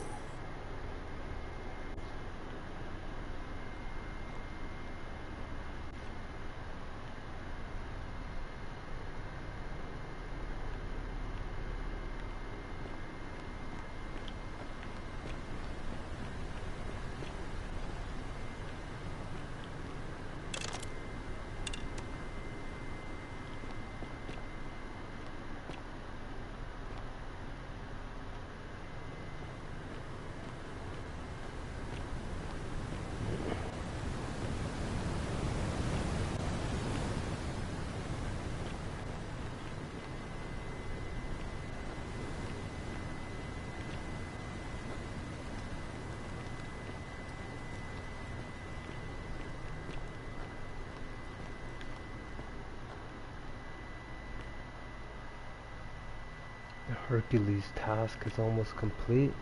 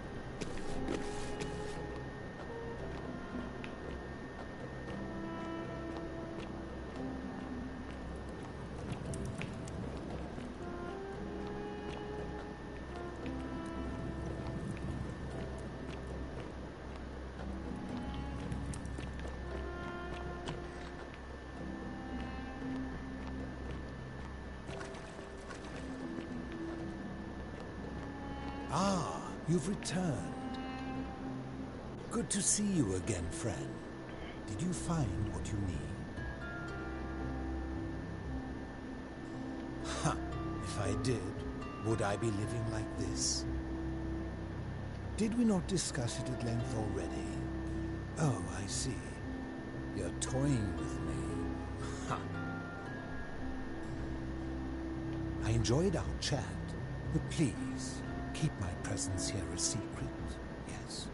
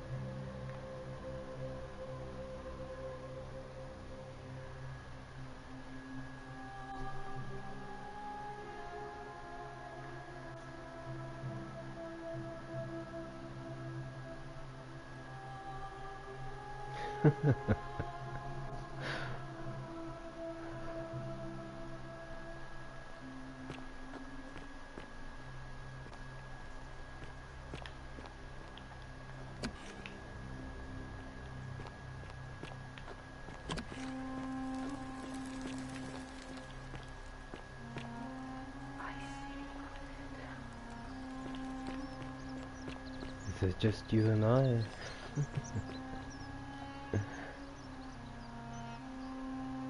Salve again, friend. I went and did as you asked, and it worked. How is it possible that you've just arrived here and you already know everyone and exactly what's about to happen to them?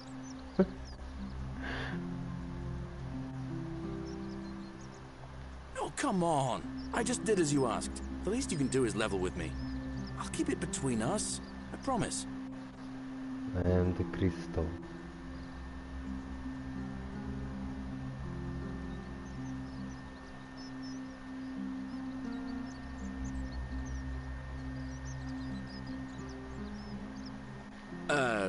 You're toying with me, right? Wait, you're not kidding, are you? That's the only way you could have known. You're a bit like... Oh, what was his name? Sisyphus. Yeah, that's the one. Old King Sisyphus. Sisyphus was a Greek king a long time ago. For daring to think he could outsmart the gods, he was given a terrible punishment. He was forced to push a great boulder up to the top of a hill. Only, just as it reached the top, it would roll all the way back down to the bottom, forcing him to start over and over and over again, for all eternity. Just like you. Actually, now that I think about it, there are a bunch of old stories about the gods punishing people by making them do the same futile task over and over. Tantalus was made to grasp at fruit on a tree he could never quite reach. The Pleiades had to keep fetching water in a sieve. Oh, and Ixion was strapped to a wheel going round and round forever. But on the bright side, at least you're not stuck in the underworld like they all were.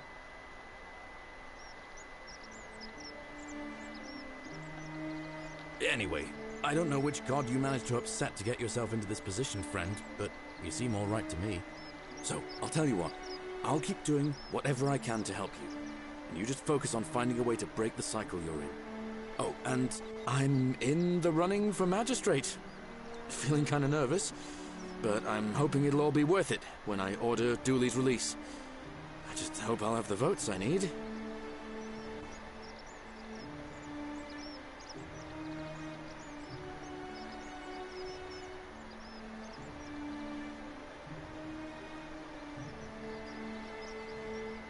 Oh, that's kind of you to say. Now, I'm going to keep your secret. Although, it's not as if I'll remember this next time we talk anyway, right? Oh, and if our conversations ever start to annoy you, just tell me you're busy. I know when I'm not wanted. May fortune smile on you, friend.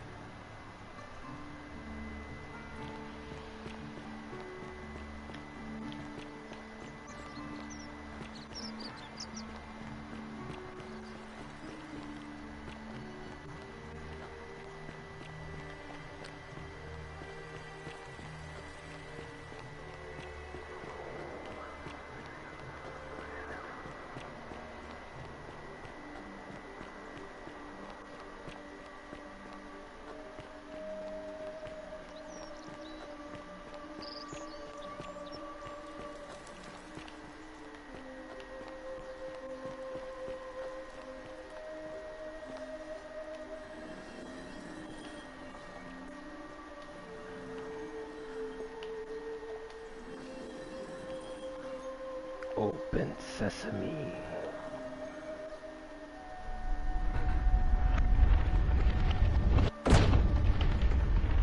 I got chills.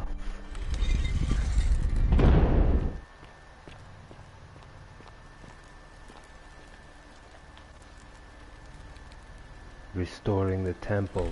Is this what it is? Or is my body the temple's?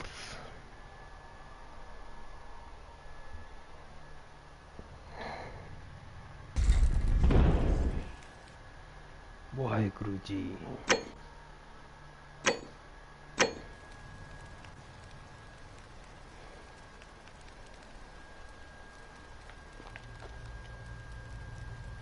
Lord Hades, Lord of many, grant me audience.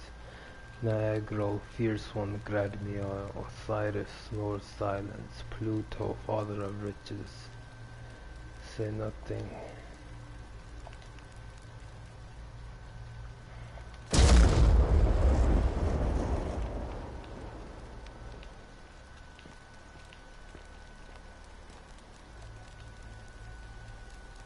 Pluto, Nergal.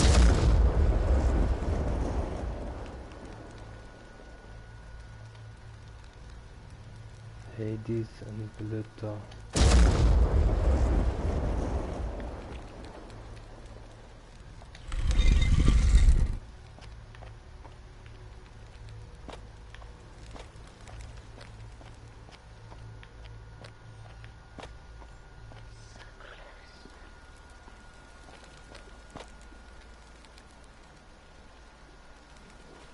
What is the question?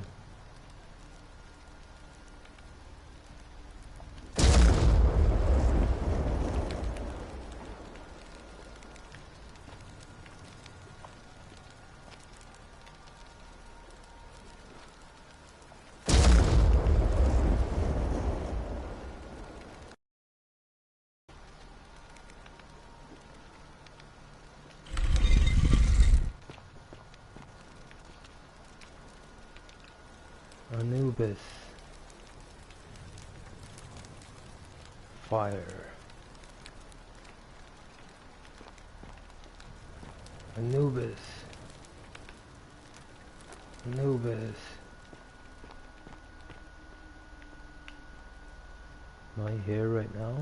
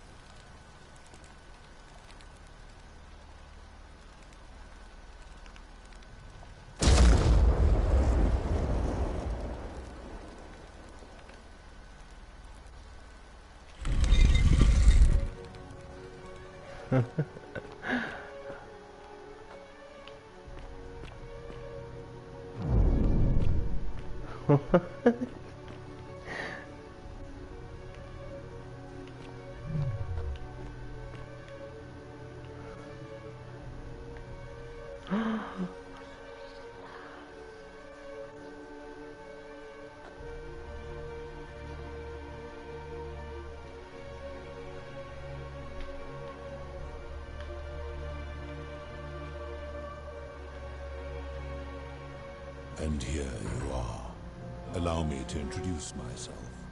As you have already gathered, I've been known by many names. Nergal to the Sumerians, Osiris to the Egyptians, Hades to the Greeks, and Pluto to the Romans. But the one constant through it all has been my title, God of the Underworld. I am yours. And I've been watching you with curiosity, mortal, ever since your arrival. You're unlike the others, aren't you? And what is more, you carry a weapon that was never intended for mortals to wield, and you do it so brazenly. But there will be time for your reckoning later. First, as a reward for undoing the desecration of my obelisk, I will allow you to satisfy your curiosity. Ask what you will.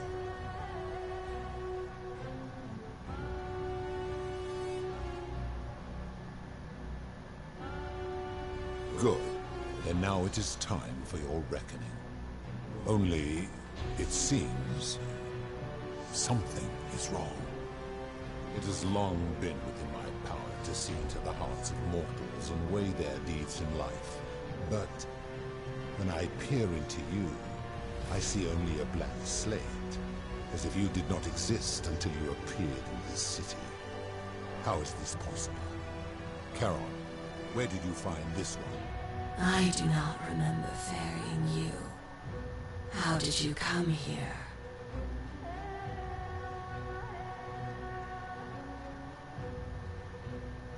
If that is true, then I sense the intervention of someone powerful. How did you come to be in this time, mortal? Who brought you here? My father. Proserpina did. I was hoping you could tell me.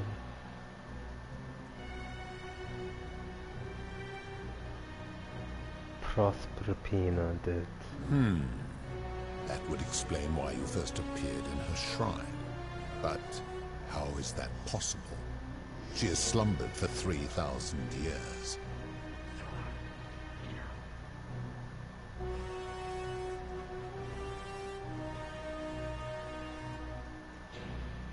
You would have me believe that all this time she has been deceiving me, and that you are the pawn she has chosen to undermine me?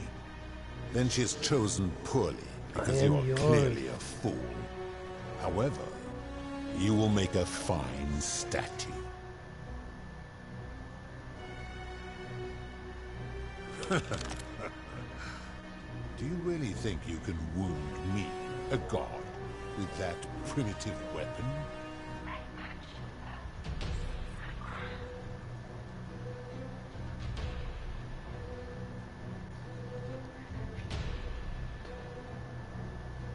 Your beloved isn't. You may be immortal, but your beloved isn't. Let's find out, shall we? SHL we? Break my chamber, seize my crown. Break my chamber, seize my crown.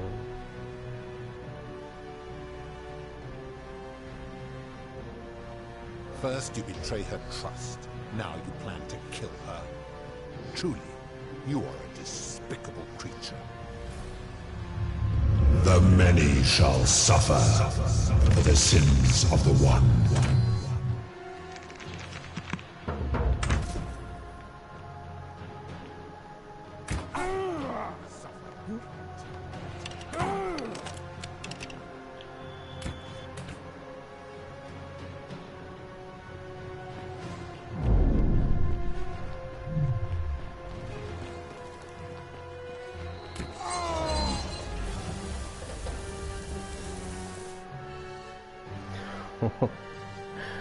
Was I supposed to say that?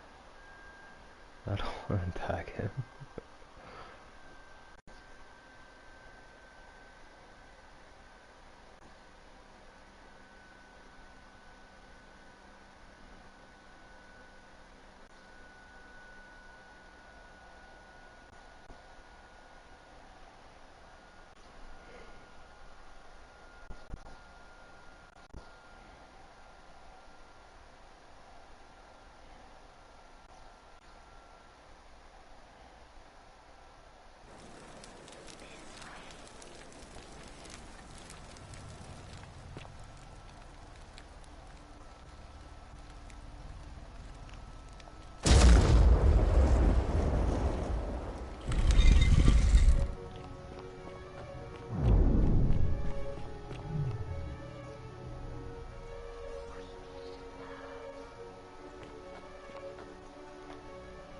And here you are. Allow me to introduce myself. As you have already gathered, I've been known by many names. Nergal to the Sumerians, Osiris to the Egyptians, Hades to the Greeks, and Pluto to the Romans. But the one constant through it all has been my title, God of the Underworld. And I've been watching you with curiosity, mortal, ever since your arrival. You are unlike the others, aren't you? And what is more, you carry a weapon that was never intended for mortals to wield, and you do it so brazenly. But there will be time for your reckoning later. First, as a reward for undoing the desecration of my obelisk, I will allow you to satisfy your curiosity. Ask what you will. That is merely the name your people have given to it, but yes, it is my due. That is a story dating back to the very first wave. After the Sumerians finished building their city, the self-declared ruler threw a banquet to celebrate. Now this man was unmarried, and many women were vying to become his wife, a prestigious position of power and influence in a new world. Of all the women, two were particularly ambitious. Both were beautiful, and both arrived at the banquet wearing eye-catching dresses and painted faces, their hair woven in elaborate fashion. The first woman, recognizing that she would require an advantage to win the ruler's affection, draped herself in jewelry, ornate necklaces, bracelets, and rings fashioned from gold. Seeing this ostentatious display, the second woman grew envious, for she had no such jewelry at her disposal.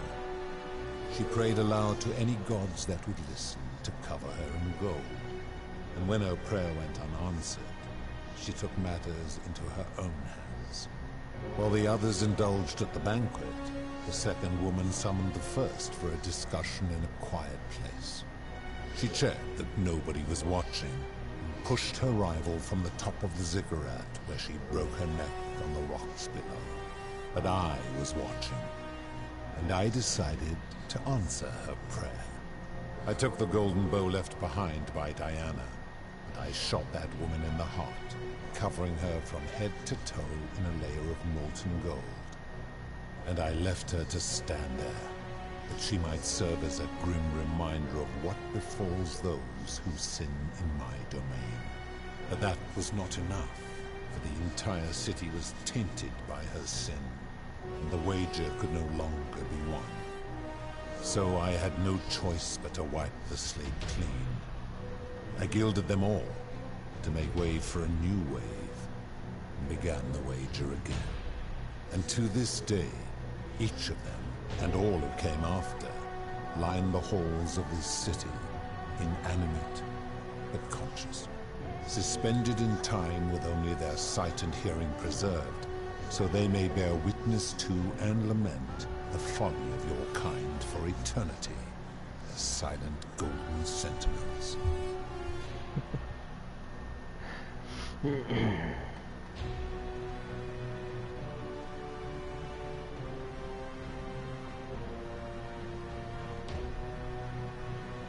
I've always considered that the cornerstone of morality is the ability to determine right from wrong on one's own. No attempt to lay out rules like your Code of Hammurabi or your 12 Tables of the Roman Republic can ever cover all possible scenarios. This should come as no surprise to you, since the core principle has been expressed in many forms by many of your civilizations. The Egyptians made a rudimentary attempt with do to the doer to make him do. The Greeks refined it with avoid doing what you would blame others for doing. The Roman Stoics added, treat your inferior as you would wish your superior to treat you. Even the so-called cultists hiding among you often say, do unto others as you would have them do unto you. It is the simplest of concepts, and each one of you is born with the faculties required to apply it to any situation. Yet none of the peoples who expressed this rule were able to uphold it. Curious, is it not?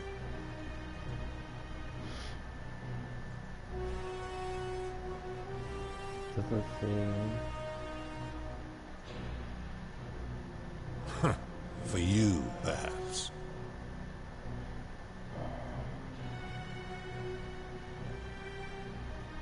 When my kin departed, they left behind many relics which I inherited. A consolation prize of sorts. The golden bow originally belonged to one of my kin, who the Romans called Diana. As my collection of golden statues grew, I chose the most ferocious among them, and equipped them each with a duplicate of her bow, and tasked them with hunting down the Forsaken at my behest. They became known simply as Furies.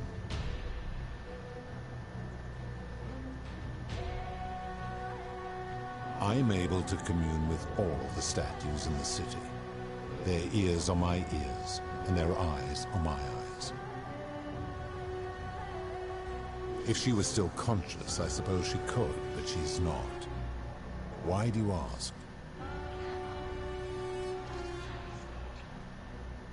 He does not know I speak to you. Then what an odd question.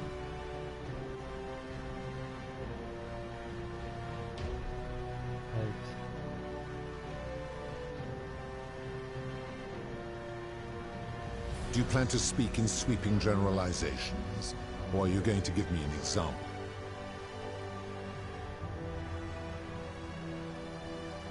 You speak of the moneylender. How is that inconsistent with the rule?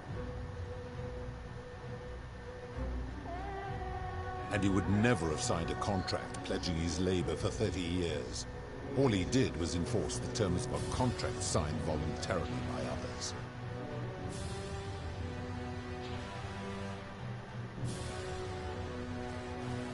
Ignoring your irritating sense of moral superiority, this is interesting.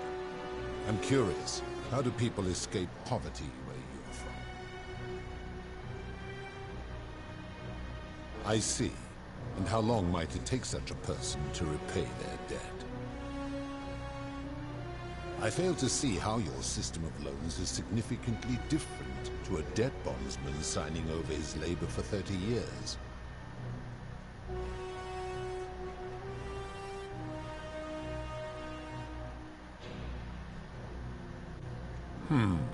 Supposing you're right, then my law has been broken, and I should turn you all to gold immediately. Is that what you want?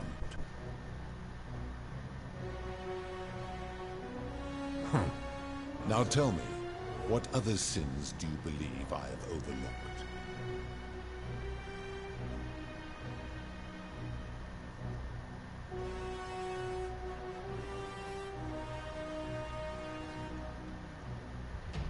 Abduction? You mean the magistrate imprisoning his daughter in the cistern, I take it. He did so because she sought to escape, a sin I take particularly seriously. Better that he stops her from escaping, albeit brutishly, than I have to wipe out this entire city to punish her. Wouldn't you agree? Now tell me, what other sins do you believe I have overlooked?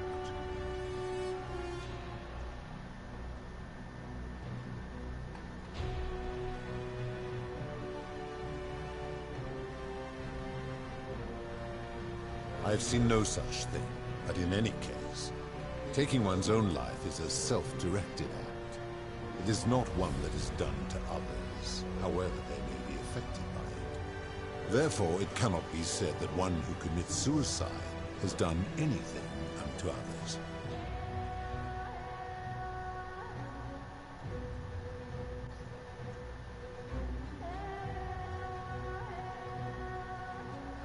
Seems like an extremely literal impression.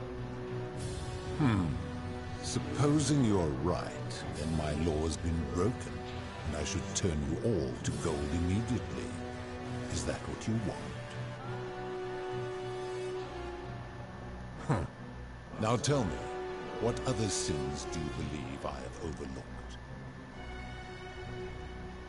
The merchant. How is that inconsistent with the rule I've outlined? I disagree. Having watched this merchant, that is precisely what he would expect from others, and he would be quite capable of paying the price anyway.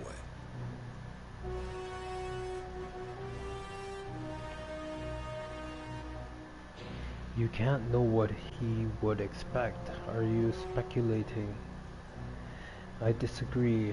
Having watched the merchant, that's precisely what you expect from others, and he would be quite capable of paying the price anyways. Now tell me, what other sins do you believe I have overlooked?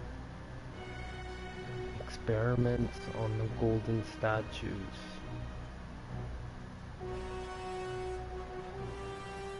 The midwife and the palace, yes. How is that inconsistent with the rule? The rule is do unto others, meaning other people. Those statues are something else now. Bloodless shadows, mere shapes of their former selves. They are forsaken. What happens to them is no concern of mine.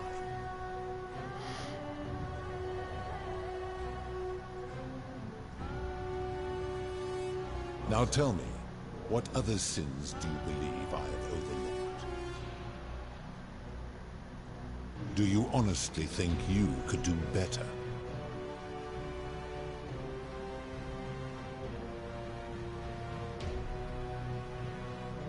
I should strike you down for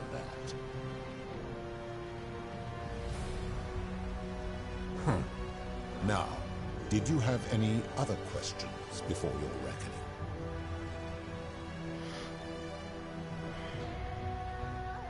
I give your kind a second chance at life, as well as ample warning about my law.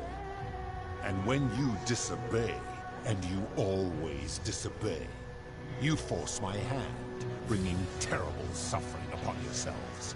And so you ask if I am the one destroying your lives. And I say, no, you destroy yourselves. I am merely the means by which you do it. Very well. My story is many thousands of years long. You will need to be more specific. What do you wish to know?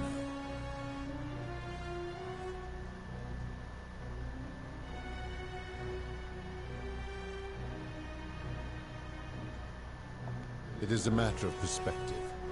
God is a label I was given by you mortals, not one I gave myself. Your ancestors revered me because to them, my knowledge and technology made me incomprehensibly powerful, just as you might seem so to an insect. But despite all that, there are rules even I must obey. My kin and I all adopted this form long ago, so that we might better understand and communicate with your kind. In time, we grew fond of the sensory delights it affords. Desire, joy, ecstasy, even rage and sorrow, while an acquired taste can be addictive.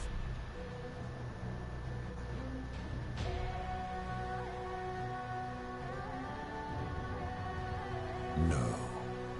Long ago I swore to Persephone that I would remain in this form for as long as we remained among your kind. I must honor that. This is my beloved. Like me, she has been known by many names. Ereshkigal to the Sumerians, Isis to the Egyptians, Persephone to the Greeks, and Proserpine to the Romans.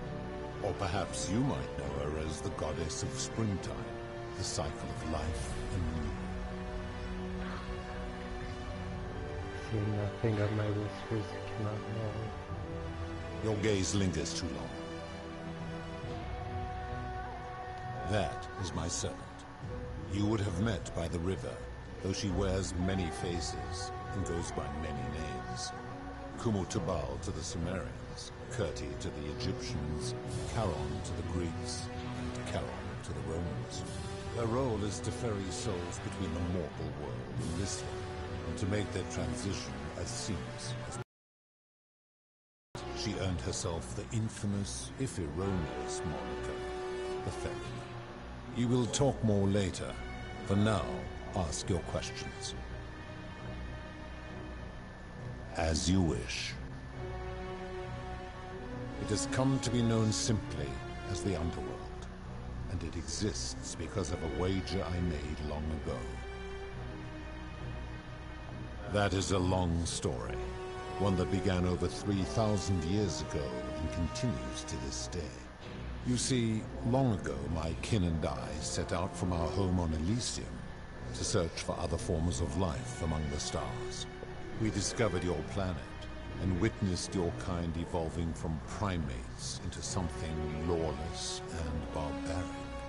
You all but destroyed yourselves, your 2 short lives being extinguished by violence and ignorance and disease. Yet Proserpina saw raw potential in you, and persuaded the rest of us it would be squandered without our intervention and stewardship. So we revealed ourselves to your people in a place called Sumer. We offered guidance in agriculture, toolcraft, and law, and you called us gods. For a time you flourished, but soon you were too many for us to oversee. And as you spread from that cradle of civilization, we saw something disturbing. We had sown the seeds of dependency and confusion, and soon you returned to your old ways of violence and ignorance, this time in our name. My kin had seen enough, and gave up on your kind, condemning you as barbaric and chaotic, scarcely more than animals. We began preparations to return to Elysium, our home world, a utopia unspoilt by conflict and unimaginable in its beauty. But my Proserpina could not bear to abandon your kind without guidance, and knowing it would force the rest of us to leave her behind, she made an extraordinary sacrifice. She gave up her immortality to descend permanently to the ranks of humankind. And so she began her inescapable trajectory toward death. Horrified, I acted swiftly. I placed her in suspended animation in a deep frozen sleep to prevent age and sickness from claiming her. And then I pleaded with Proserpina's father, who the Romans called Jupiter, to bring her with us to Elysium. It was and is my hope that once there, we might one day learn to undo what she has done to herself. But he refused. I did everything I could to persuade him, but he would not relent. He would rigidly uphold his final pronouncement. Humans were unworthy of ascension to Elysium, and no exceptions would be made. But seeing that I was aggrieved, he proposed a wager, the terms of which were as follows. If even one human city could prove itself capable of living without sin for a single year, then Proserpina and all of humanity would be permitted to join us in Elysium. My part would be to remain behind, the last of my kind, to watch over you, without interfering, and to sit in silent judgment. And so my reward has been to languish here, enduring a 3,000-year winter, waiting for the day your kind proves itself worthy of her faith in you, so that I might take her with me to Elysium and unthaw my goddess of springtime. And here I am, after all this time, still waiting. There were also gods who, like me, have been known by many names, but perhaps you knew them by their Roman names. Our leader, Jupiter, as well as Neptune, Saturn, Juno, Minerva, Mars, Venus, Apollo, Diana, Vulcan, Vesta, Ceres, and of course, my beloved Proserpina. As the first wave of your kind arrived from Sumer, I had them build a city in their own fashion, so that they might be comfortable and recreate their lives here. I had them build the entrance as a vertical shaft leading to baths, to cleanse them of the sins of their former lives, and to prevent escape. I watched wave after wave of Sumerians arrive, and as their civilization declined over the centuries, they were replaced by Egyptians.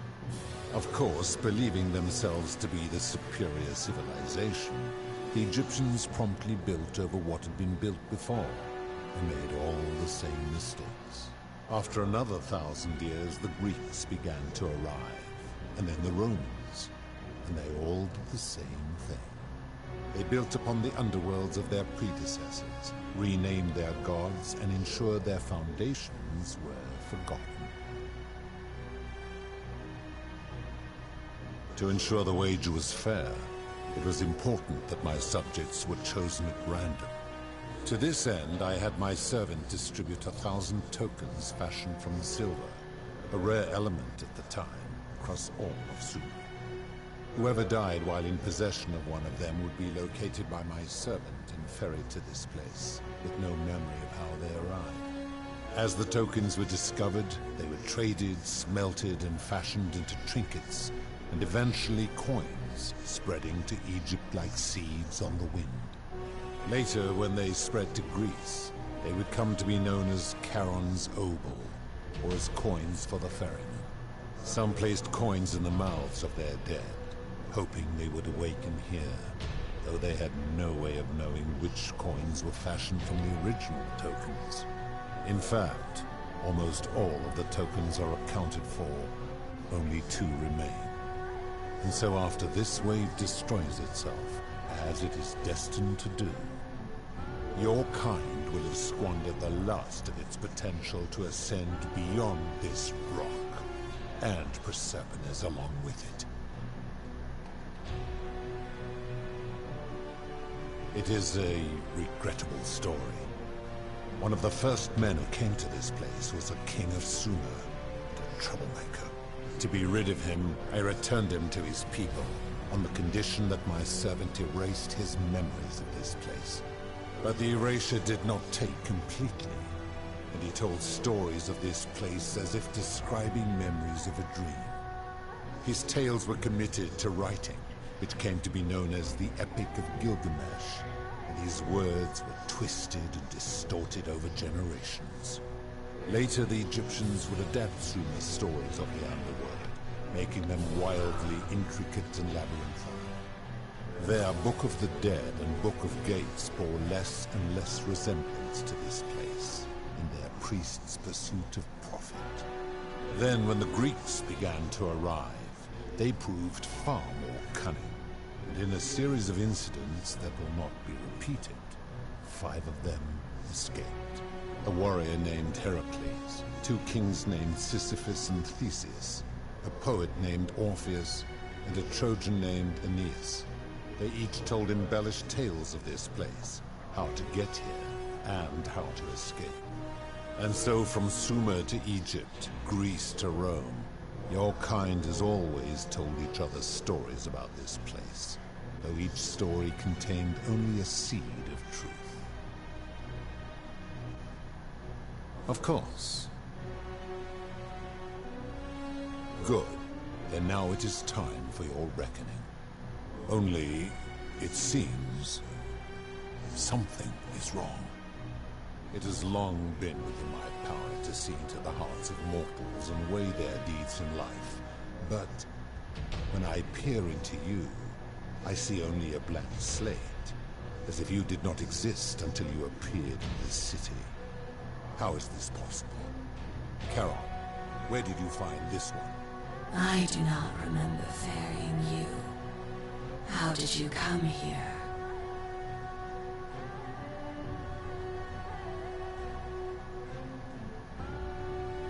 If that is true, then I sense the intervention of someone powerful. How did you come to be in this time, mortal? Who brought you here? We cannot know.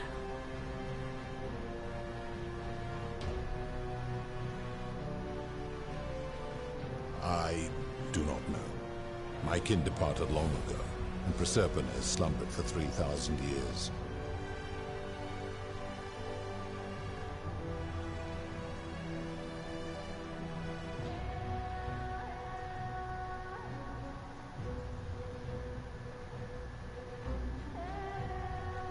Tread lightly, mortal. Enough of this. It seems I will need to put your reckoning on hold for now. But answer this. Why have you come here? What is it you seek?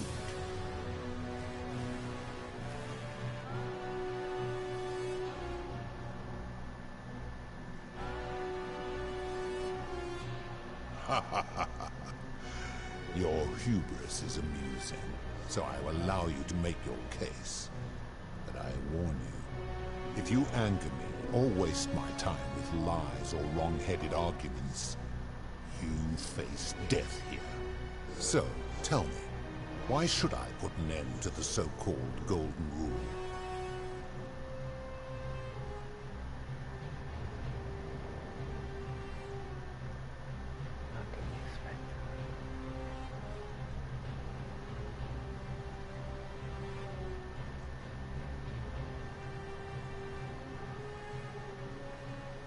Golden Rules.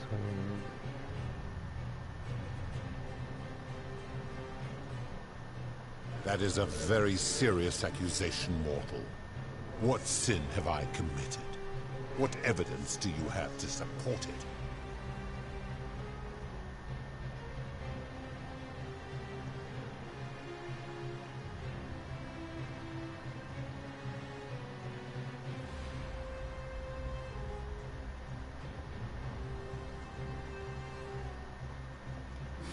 I am well aware of the story told by the Greeks and Romans of my so-called abduction.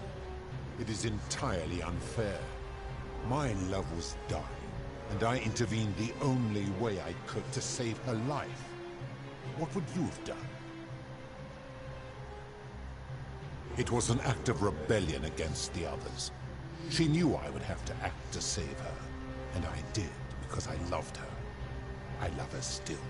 Accordingly, I reject your argument.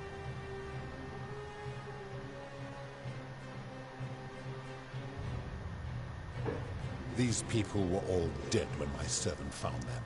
I gave them a second chance at life. Would you prefer to have simply ceased to exist?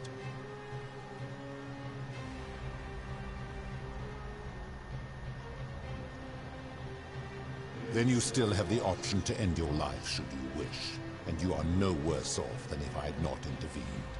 Accordingly, I reject your argument.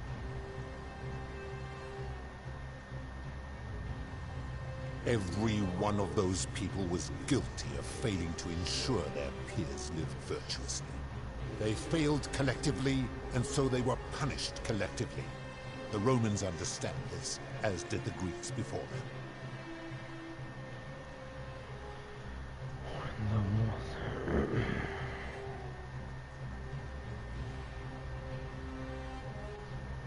Ah, but I am a god, and you are a mortal.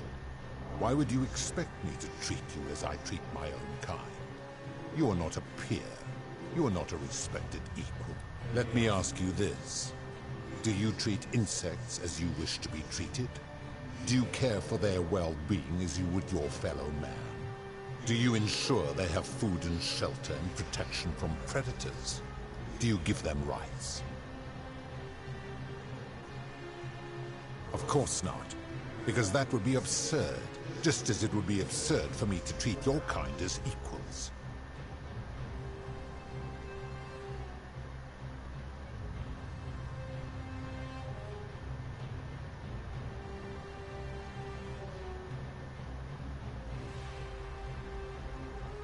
Where to begin? Our lifespans exceed yours by thousands of years, in which time we accumulate vast wisdom and a mastery of technology you cannot begin to imagine. Because that is the source of our power over you.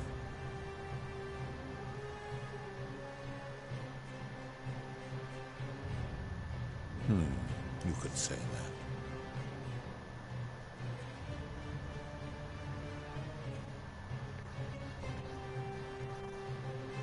My kin have no superiors.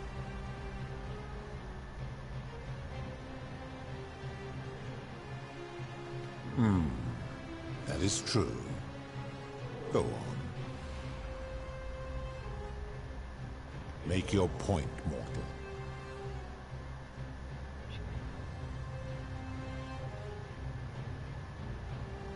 Let me ponder that for a moment.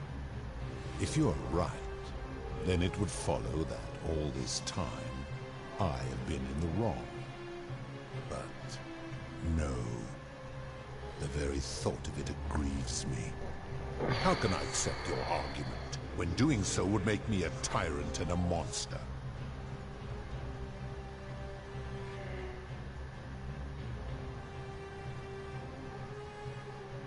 Wait, what? What are you saying?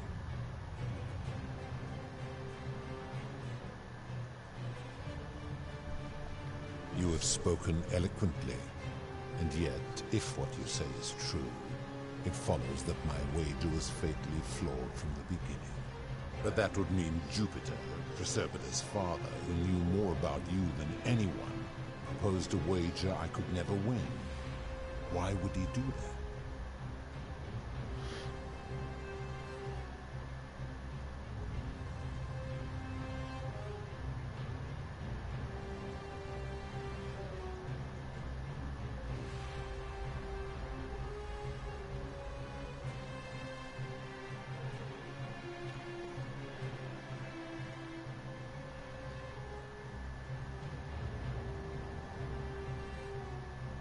Perhaps. But if that was so, surely I would have sensed his deception. How could I have been so blind for so long?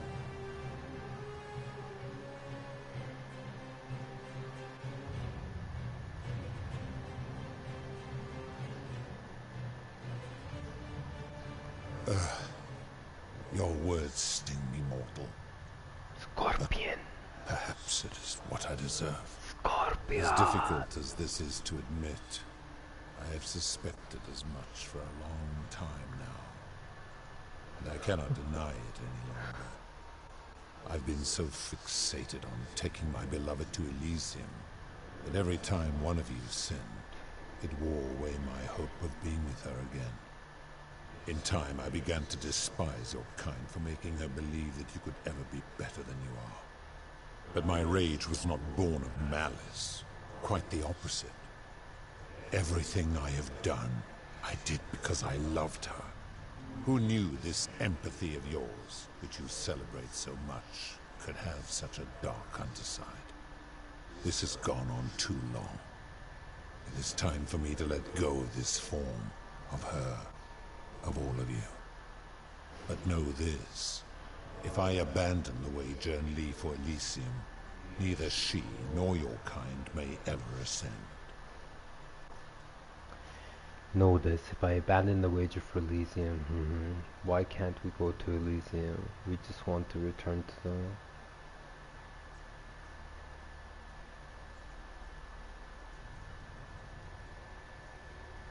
Neither she nor your kind may.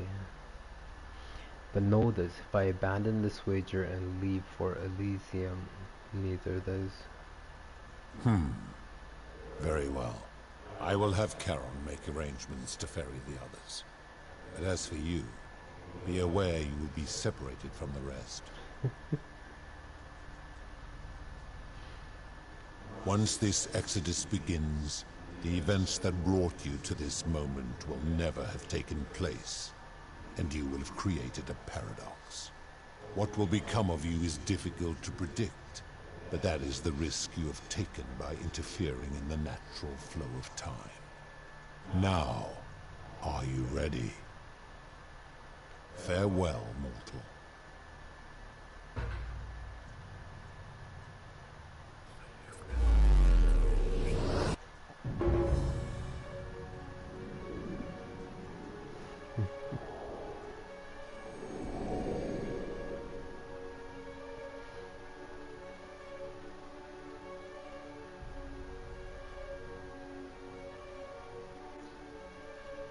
Oh yeah.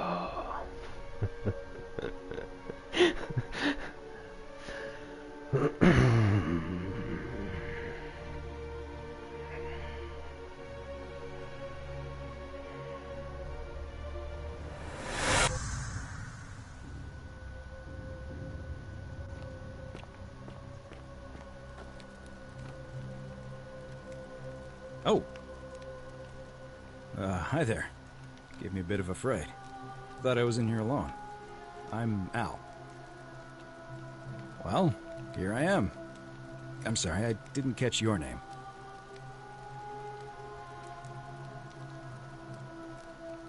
Oh, did that lady in the forest send you in here after me? I guess I lost track of time, learning about the history of this place, and it is extraordinary.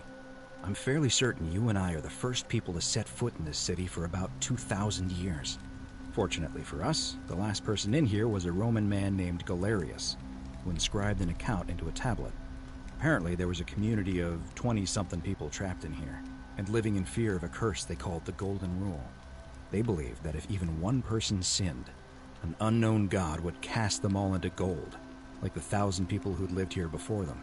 Then, one day, just as Gallerius had finished praying for a good harvest at the shrine of Proserpina, an oracle appeared and told him how to solve the ills of the city, like saving the life of a dying woman, preventing the suicide of a man in debt bondage, freeing a falsely accused prisoner, foiling an assassination attempt, and so on. Meanwhile, the oracle walked up to the temple of the mysterious god, this one right here, and demanded an audience. And the doors just opened up to him. Nobody knows what went on in there, but Gallerius wrote the oracle must have been more persuasive than Odysseus, because the next thing he knew, the ground shook and the voice of that god rang out over the city. The many have suffered long enough. Unfortunately, Gallerius' account just sort of stops after that, leaving a lot of questions unanswered. What became of him and the other people who lived here? What happened to all the golden statues? And did this mysterious oracle single-handedly undo the curse that had terrorized people for hundreds of years?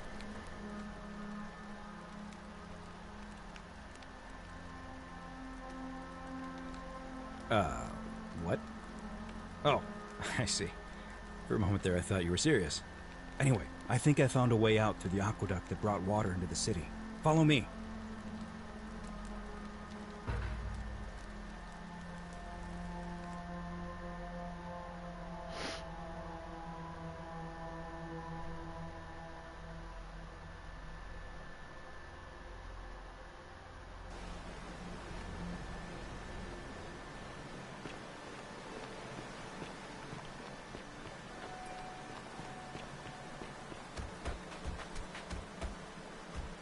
I'm gonna pause here for a moment and make sure nobody else has ever lured into this temple.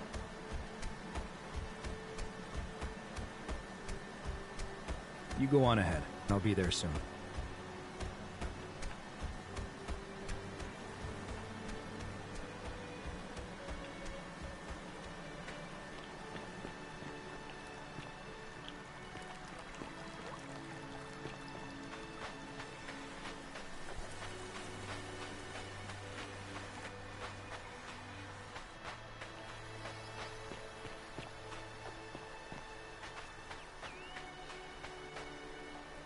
You're back! But you're alone. Does that mean you didn't find Al? Oh, what a relief. Thank you so much.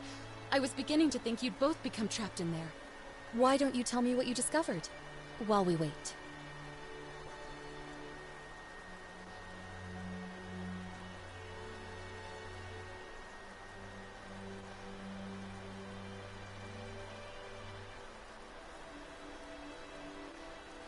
Really? Sounds amazing. And did you... Oh, look! Here he comes. Al! It's so good to see you. You were gone so long I thought I'd never see you again. Kinda lost track of time in there. You wouldn't believe what we found. The ruins of a long-forgotten city. And there was a tablet describing an oracle who confronted a god and undid an ancient curse. Sounds like quite a story. And I look forward to hearing all about it. But... you two look exhausted. Why don't you hop in my boat and rest while I ferry you back to civilization? Sounds good to me. And you? Are you ready to go home?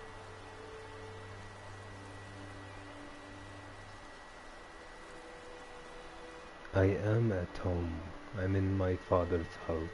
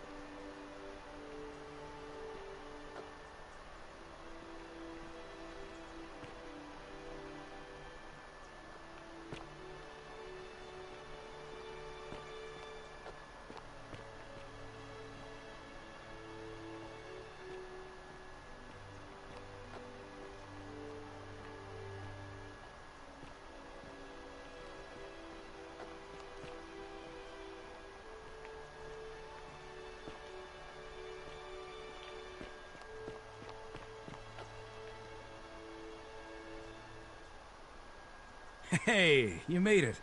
It's great to see you again. I hope you're adjusting to life as a civilian. I hear it takes a long time. Anyway, after everything you've been through, I thought you might appreciate some good news. So after we got back to the real world, I started doing some research into the people mentioned in Gallerius' tablet, and I found something strange. I'm sorry I've been so cryptic. I've been dying to tell you. I just really wanted you to see this for yourself. Why don't you head on down there? I'll catch up with you at the other end.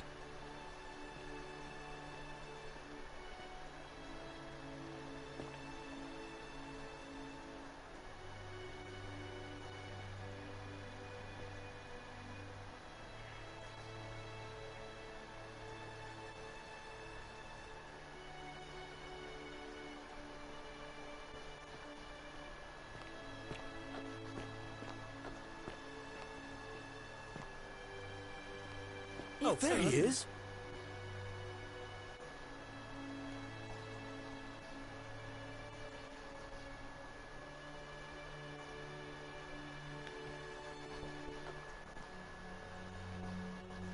You're finally here. Remember me? It's a crazy story. After you disappeared, Karen appeared and told us she was returning us to the world. Even gave us some coins to help us start our lives over. Only, for some reason, she returned us to your world instead of ours. Anyway, I know we only ever had that one conversation, and I wasn't even sure if you'd remember me, but I wanted to say thanks for freeing us from the underworld and giving us a second chance at life.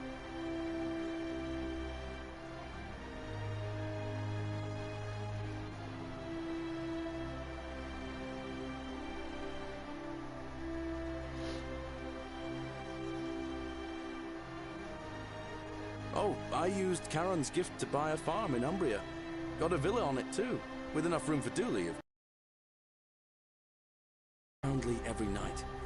I'm finally my own man, and I know! I can't believe my luck either. But we're engaged and living together. We're planning to get married next spring. If you're gonna be around, we'd love to see you there.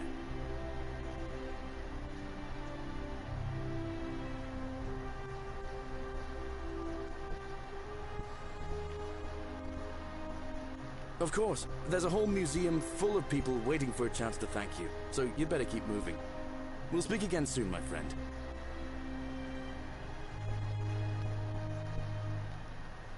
You're here. It's lovely to finally meet you. Gallerius told me all about you.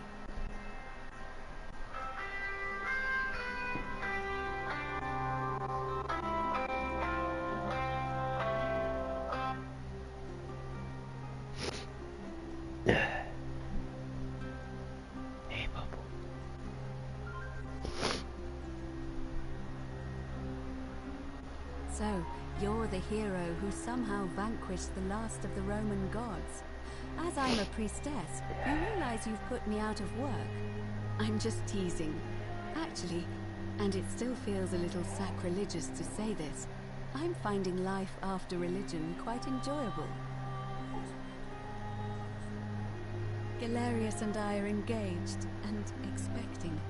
We've just bought a lovely villa in the countryside with room for a large family. And Dooley too, of course. It feels like the world has just opened up for us. There's so much to learn, and so many more possibilities for our children than we ever imagined. We're just so thankful for what you did for us. For all of us.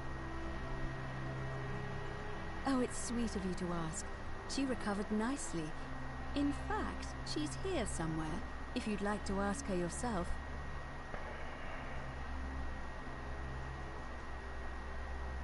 See you at the wedding, I hope.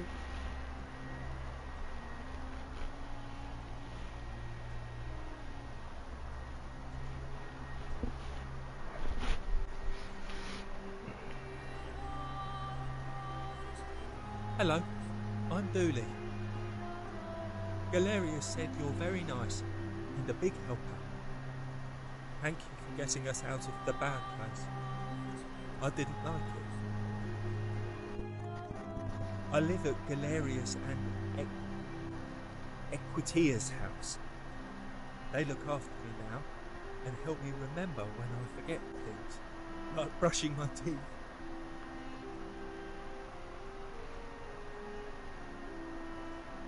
Treasure? Oh, I forgot about that. I like my box now. Gallerius got me a box that tells stories. It's my favourite thing.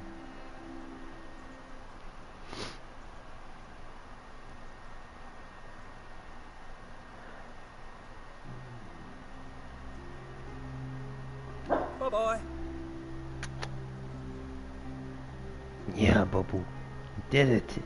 You're with me.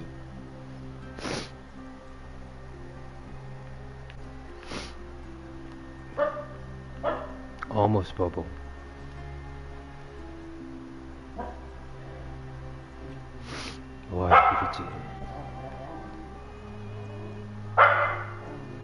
Hi there. Hello. Apollo, the Greek god of disease and healing, among other things. Babu, we just have to finish this, Babu. We have to finish this. Hi there.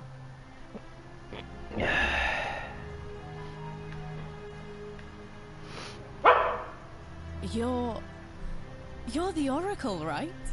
Right.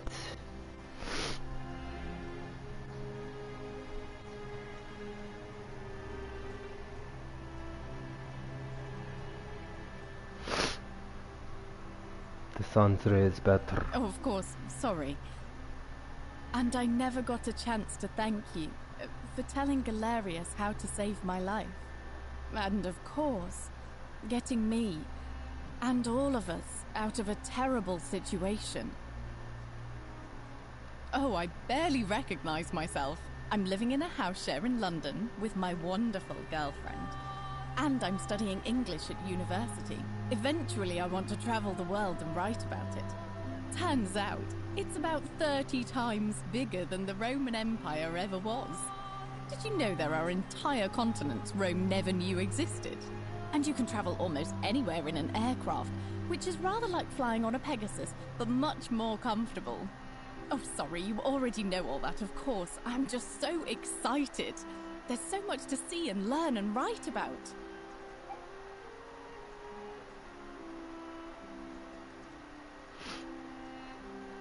I really am. Last I heard, Malleolus kept insisting he was the last rightful ruler of the Roman Empire, and wound up being committed to a psychiatric hospital. As for Claudia, she was always so viciously unhappy. Someone says she'd blown all her money on wine, trying to drink herself back to the underworld. After the horrific way they treated Ulpius and me, I can't help feeling a sense of... what's that German word? Schadenfreude? Schadenfreude. Schadenfreude. I think you're allowed to feel that way. I couldn't agree more. Ugh, someone told me she was boasting about getting her claws into some rich prince, and how she was going to be living the high life from now on. Even in your time, life still isn't fair. Apparently he'd proposed before they'd even met, and last I heard she'd bought herself a first-class one-way ticket to join him in some exotic place called... what was it? Nigeria? Some people have all the luck. Don't worry, something tells me she's going to get what she deserved. Well, you are the Oracle, so I suppose I'll take your word for it. Huh. I feel better already. Thank you. You too! If you're ever in London, let me know. We can go to bars and drink wine and listen to the stories of the 9 million people who live there.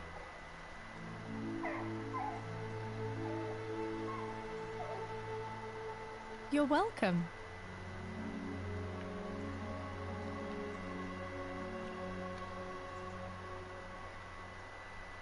You are here. It's nice to finally meet you. Lucy is fine. I'm making an effort to blend in, as you can see. We are all trying to keep a low profile. If the world knew we died 2,000 years ago and were suddenly brought back to life 12 months ago, they'd never leave us alone. Speaking of which, I wanted to say thank you in person.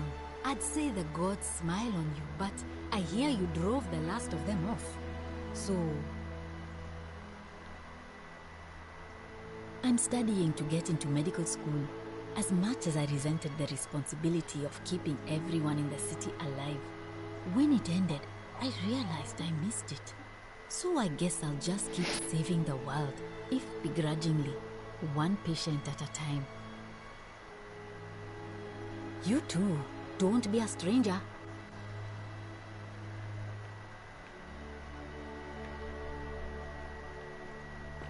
Hey. I take it you're the Oracle. Thanks for coming. Actually, I changed my name to Cynthia. I didn't want to be associated with Sentius after what happened. I'm not sure if you heard, but after you drove Pluto off, Proserpina emerged from the Great Temple. She knew right away what none of us had figured out about that psychopath. He'd been keeping my little sister locked up in the upper cistern all that time. But he's been dealt with. He's...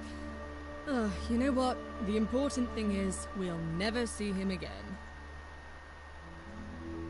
Anything I want. I'm a woman of means in a vast new world. I can go wherever and do whatever I please. Of course, I mostly just stay in my villa and have my servant Alexa summon things for me, because it's just awful out there. Barbarians everywhere. He's still there, all alone. The last golden statue in the underworld. Trapped in a metal shell, slowly losing his mind until the end of time. I told him it's a curse. Torment. Just what he deserves, if you ask me. Why not listen to me?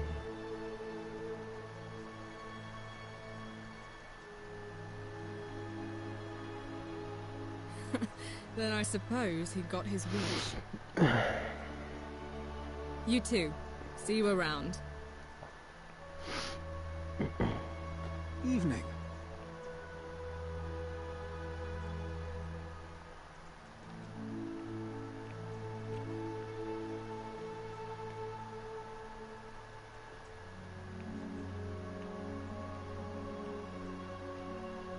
It's good to see you again. I understand we have you to thank for giving us a second chance at life, and reuniting Centilla with us as well. So, thank you. I'm living up north and studying in the military academy in Modena. I'm going to be an officer one day. The world's changed a lot, but some things stay the same. Would you believe we're still studying military tactics from my time? Alexander the Great, Caesar, Hannibal Barca. Still, I have to keep challenging myself to let go of old ways of thinking and embrace the new. As Seneca wrote, the ones who pioneered our paths aren't our masters, but our guides. Ah, you remembered that. Thank you. I grieved for a time, but that's done. In the words of Epictetus, as those who rode behind triumphant generals remind them they are mortal, remind yourself your precious one isn't one of your possessions, but something given for now, not forever. Thanks. And you, farewell.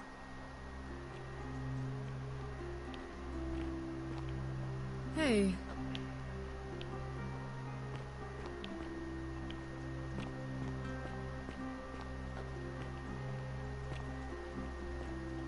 Hello. Magnificent museum, is it not? Greetings, my friend. It is a sincere pleasure to see you once again.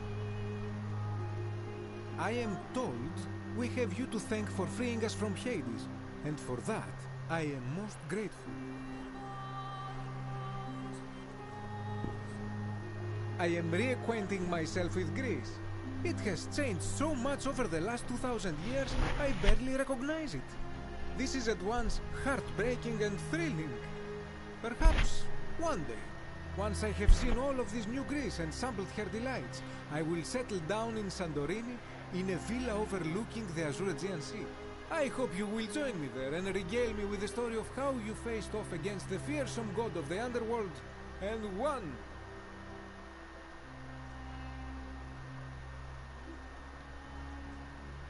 You too, my friend. You're the one we've been waiting for. I'm Fabia. I wanted to say thanks for sending Gallerius to save my life. I don't know how you knew, but I would have been crushed by that shrine for sure. I'm just so happy to be here with you and everyone together again, even if it's just for one more night. Well, it's not like I have to work with all the silver Charon gave me, so I just do what makes me happy. Mostly that means baking for my friends and looking at memes while binging TV shows in yoga pants. What a time to be alive. Thank you. I really am. You too.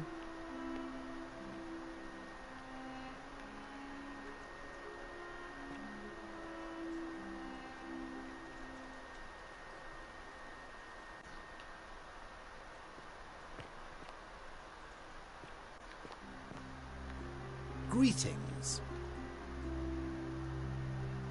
And here you are. It's wonderful to see you again. Oh, and by the way, I go by Philip now. A fine Greek name. I never thought I'd leave that cave, let alone the city. And now I'm living in the 21st century. What a time to be alive. And it seems I have the Catacombs to thank for it. I'm working as a consultant to the Faculty of Classics at Cambridge University, helping fill the odd gap in their knowledge. Not that I need the money, but I do love being around enlightened minds again. Aha! You remember that? I have to admit, I have been profoundly impressed by the advances humans have made these past 2 millennia.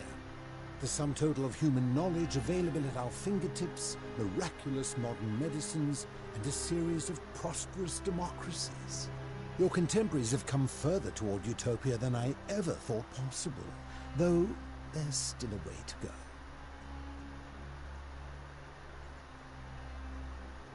My sincere thanks once again.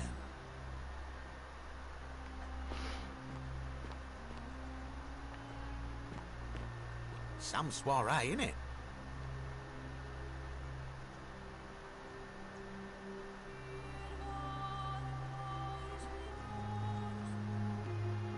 Hello at last.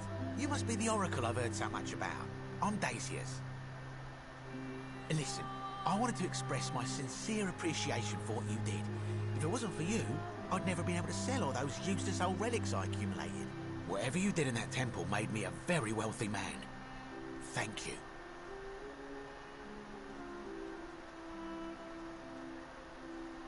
Such acerbic wit. I love it. I took the money I made from selling my trinkets and started investing in the stock market. That's where the real money is now. In fact, I was hoping to ask your advice, you being the oracle and future seer and all that, on which stocks I should invest in next. I can't decide between fossil fuels, tobacco, gambling and arms. What would you recommend?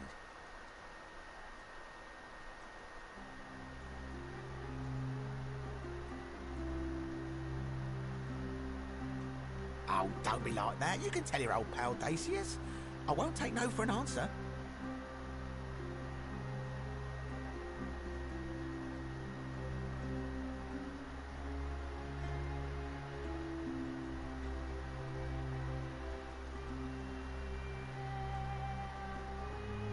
Oh, of course, yeah. I was just thinking the same thing. I'll go home and buy up as much stock as I can tonight. I'm going to make a bloody fortune. Of course, don't let me keep you. Thanks again for the tips, my friend.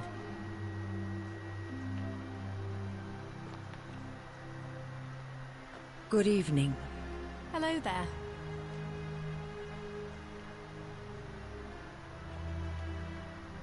Oh, hello. It's lovely to meet you. I've heard so much about you. I'm thankful that you're here. I was sure the person who drove off the last pagan god would have more important things to do than visit the likes of us. But thank you for coming and for saving our lives. What you did was extraordinary, and I'll never forget it.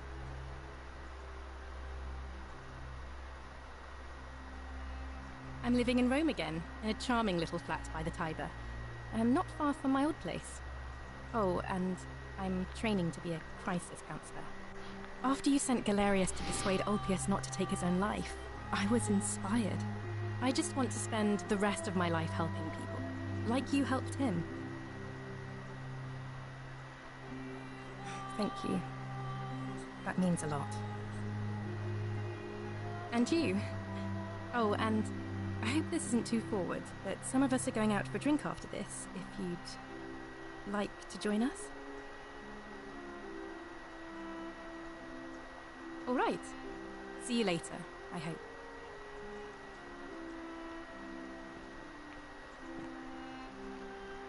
Greetings.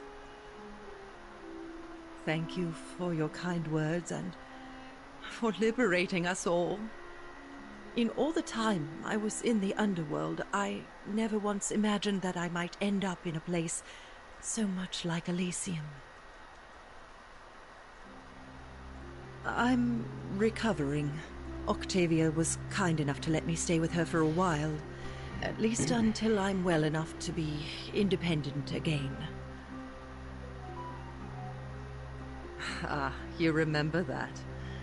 I'm a little tired of Ovid, but that's all right. I have 2,000 years worth of poetry to catch up on now. I'm already up to the 19th century, and am quite enjoying the work of a fellow named Poe. A kindred spirit. Men have called me mad, but the question is not yet settled whether madness is or is not the loftiest intelligence. Men have called me mad, but the question is not yet settled whether madness is or is not the loftiest intelligence. Stable genius.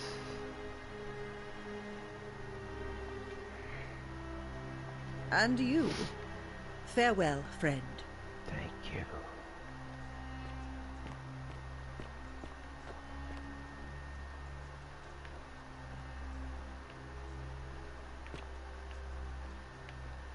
Anubis.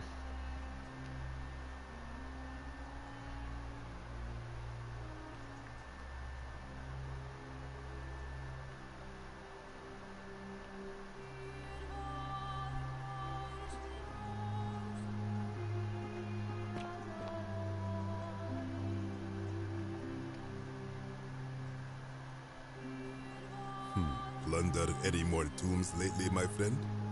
Tomb Raider? I must say, I am ashamed of the way I acted when we first met. If I had known you would go on to confront and triumph over the tyrant masquerading as the Lord of Silence, I would never have blocked your passage.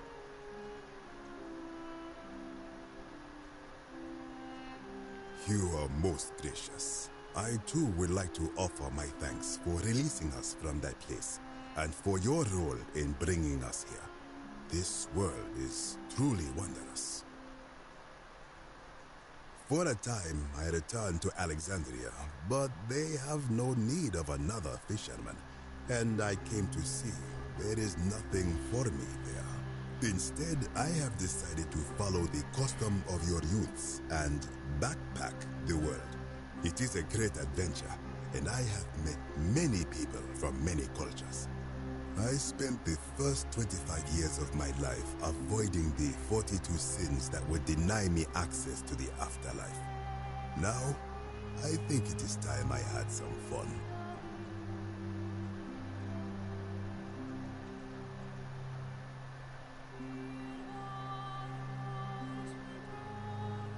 Indeed. Thank you, Oracle.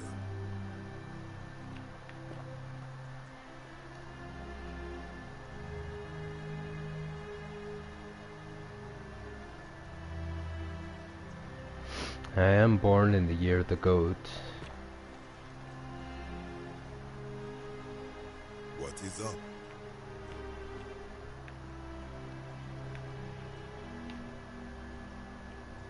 Hello.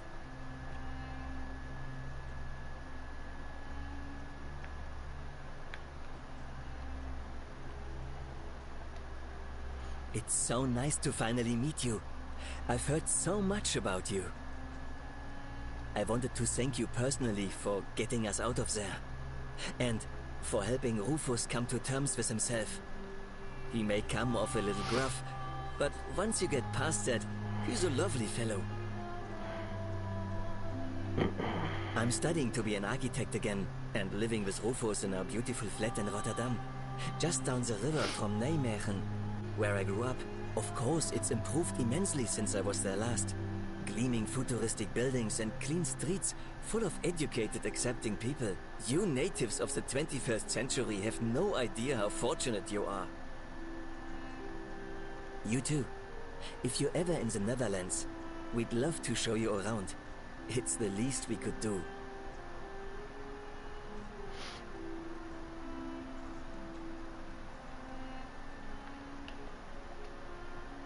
Nice to meet you.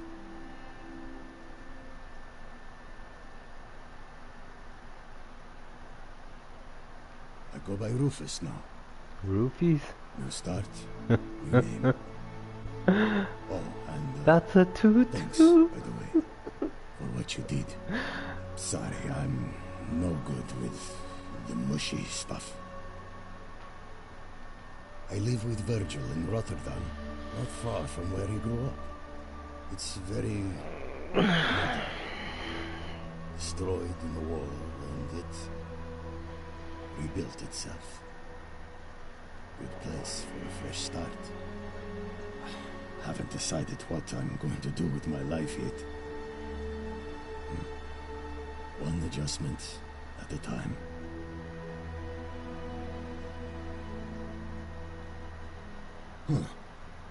Good to know. Anyway, it was good practice for the new world. Security cameras and smartphones everywhere. Got to stay vigilant.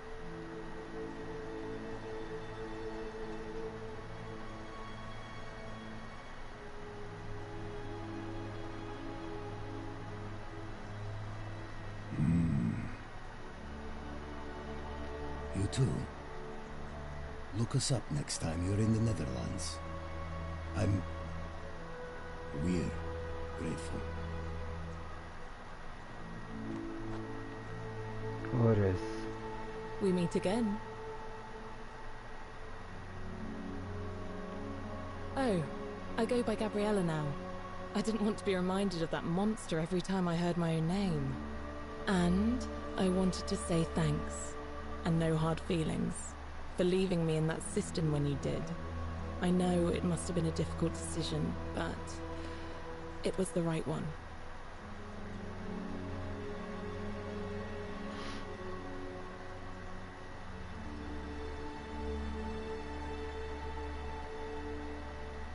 I'm living with Ulpius on a little vineyard in Umbria. It's even more wonderful than I dreamed it would be. I'm so grateful to you for making sure he's still with us. If you're ever passing through the region, I hope you'll come and visit us. You can try some of our very own wine. Thanks. You too. Hi. It's nice to finally put a face to the name. I'm Ulpius. I understand I have you to thank for sending Gallerius to save my life. The way you just showed up out of the blue and stopped me from making a terrible mistake. I'll be forever in your debt. I'm living with Gabriella in Umbria. We finally bought the little vineyard we always dreamed of. It'll be a little while before we know what we're doing, but every day I look at her and this extraordinary new world with all its beauty, and I think, what if I'd given up hope? Missed out on all of this. So we're living each day to the fullest. And we end them all the same way. Sitting together on our terrace with a glass of our wine, which the locals say is almost drinkable now, and watching the sun set over the rolling hillside. And I couldn't be happier. Thank you. I wouldn't be here without you. You too. Evening.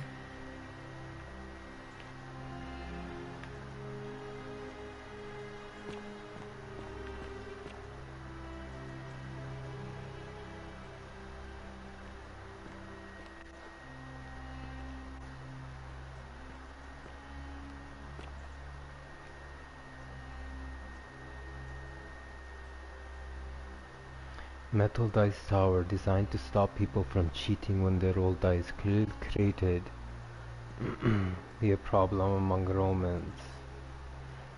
Latin plaque. All must walk this path to where the laws of the day help the virtuous to paradise in the city beneath the earth. The ravenous hunger of the avaricious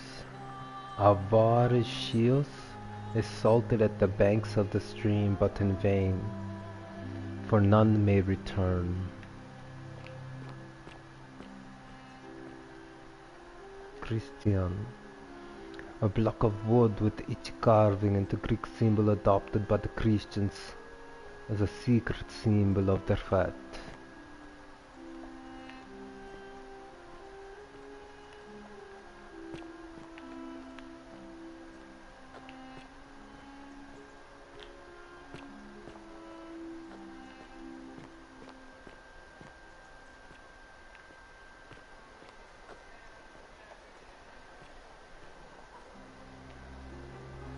As many shall suffer for the sins of the one.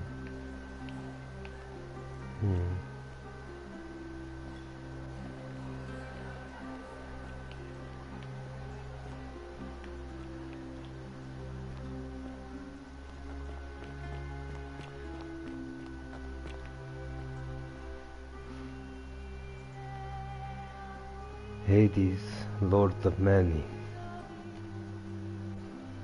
Blades drummed.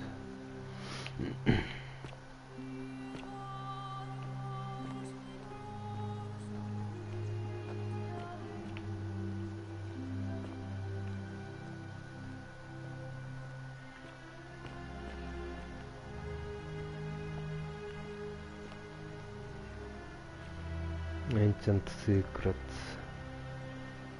Gods of many.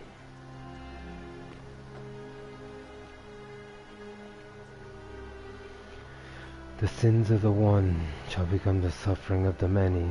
It's all the same in every fate, every realm.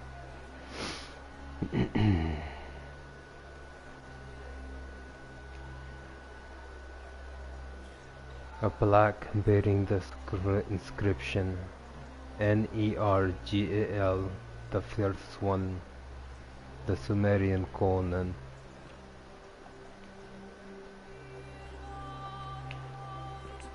Conan, the mightiest warrior ever.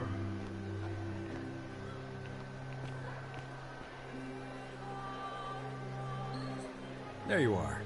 I hope you enjoyed that. Now, there's one more person I wanted to introduce you to. I think you know her. Sorry if I frightened you. Just a little joke I've been saving for a long, long time.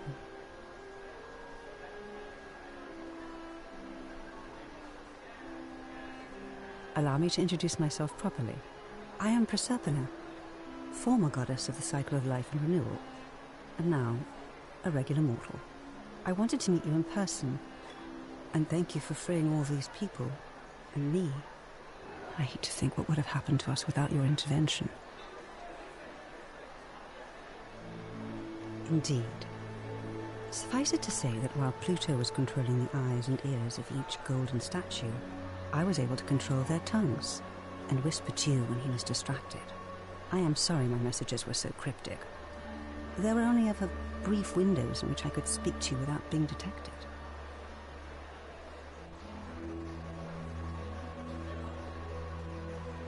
I did. I may have given up my immortality, but I still retain my gifts as the goddess of the cycle of life and renewal. After witnessing Pluto punish countless poor souls over thousands of years, I knew this generation, the final wave, would not survive. So I tried to give them a way to buy more time. A second chance. Rather, as many second chances as they needed to avoid his wrath. So I whispered to Sentius in secret, telling him the prayer required to create a portal in my shrine. I knew the danger of humans being corrupted by godly power, and so I put a safeguard in place. I required the creator of the portal to sacrifice their own life, so that it could only be used selflessly to help others. What I did not anticipate is that Sentius would retain his accumulated memories from each previous day, and as a veteran soldier he had long since shed his fear of death. He quickly discovered that he could, in effect, prolong his own life indefinitely by exploiting the cycle. Of course, once I had taught him the prayer, I could not unteach him, and there was little I could do but wait for someone like you to come along and see him for what he was. We were all fortunate you came along when you did. I don't know what happened to him. I haven't heard from him, and I rather hope it stays that way. Oh, she inherited dominion over the underworld. Last time we spoke, she was working on a new world of some kind. She wouldn't say what it was, but I'd be surprised if you don't run into her again. I imagine we all will, one day. And you, although it feels like I've known you forever. Oh, and one last thing. Do you remember all those golden statues scattered throughout the city? Good, because they remember you. Well done, my friend. Of all the heroes who ever journeyed to the underworld and returned, none came close to achieving what you did. Hercules, Orpheus, Theseus, and Aeneas would be proud.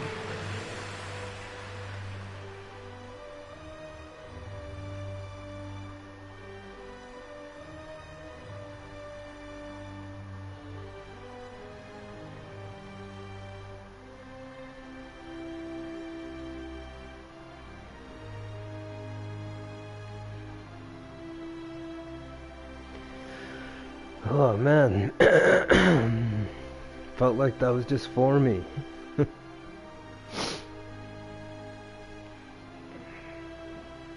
Excellent, Nick.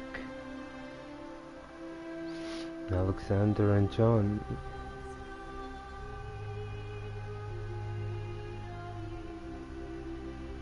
To get dressed to go to work, do my labors, to keep my body strong. I don't take any medications.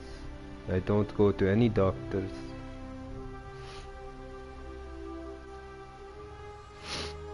I eat what I need. I'm not a money person.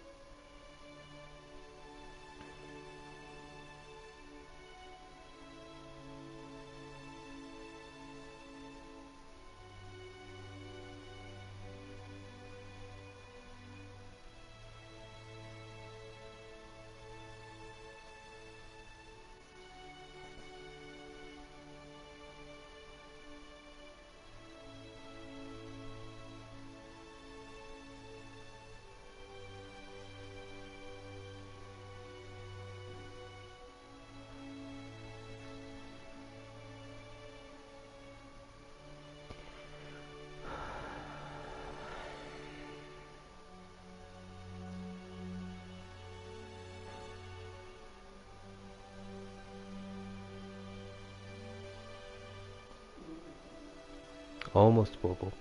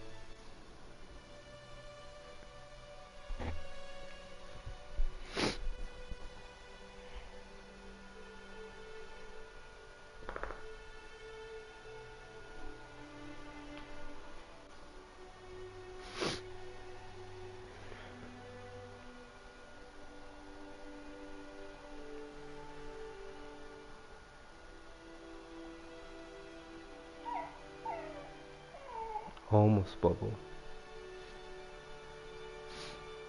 Dedication for Martha Peace, whose steadfast love support made this game possible.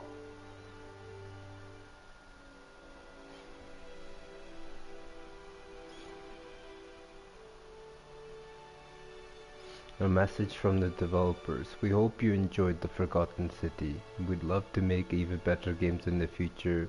If you can help us out by recommending The Forgotten City to a friend, writing a review. The more people play our game, the more we can level up.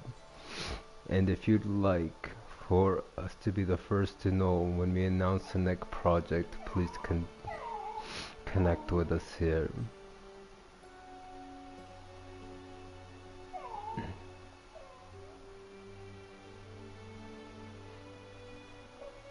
Twitter, mod storyteller.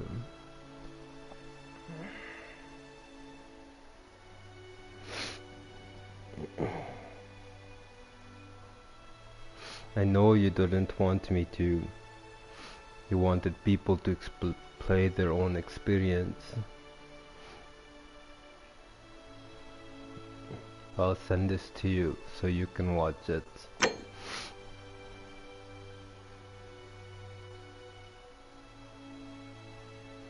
Me playing your game, man, it's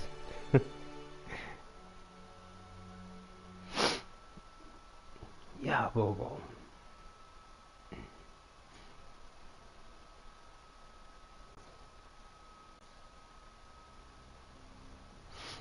And we'll see what's up in the world. A lot changed.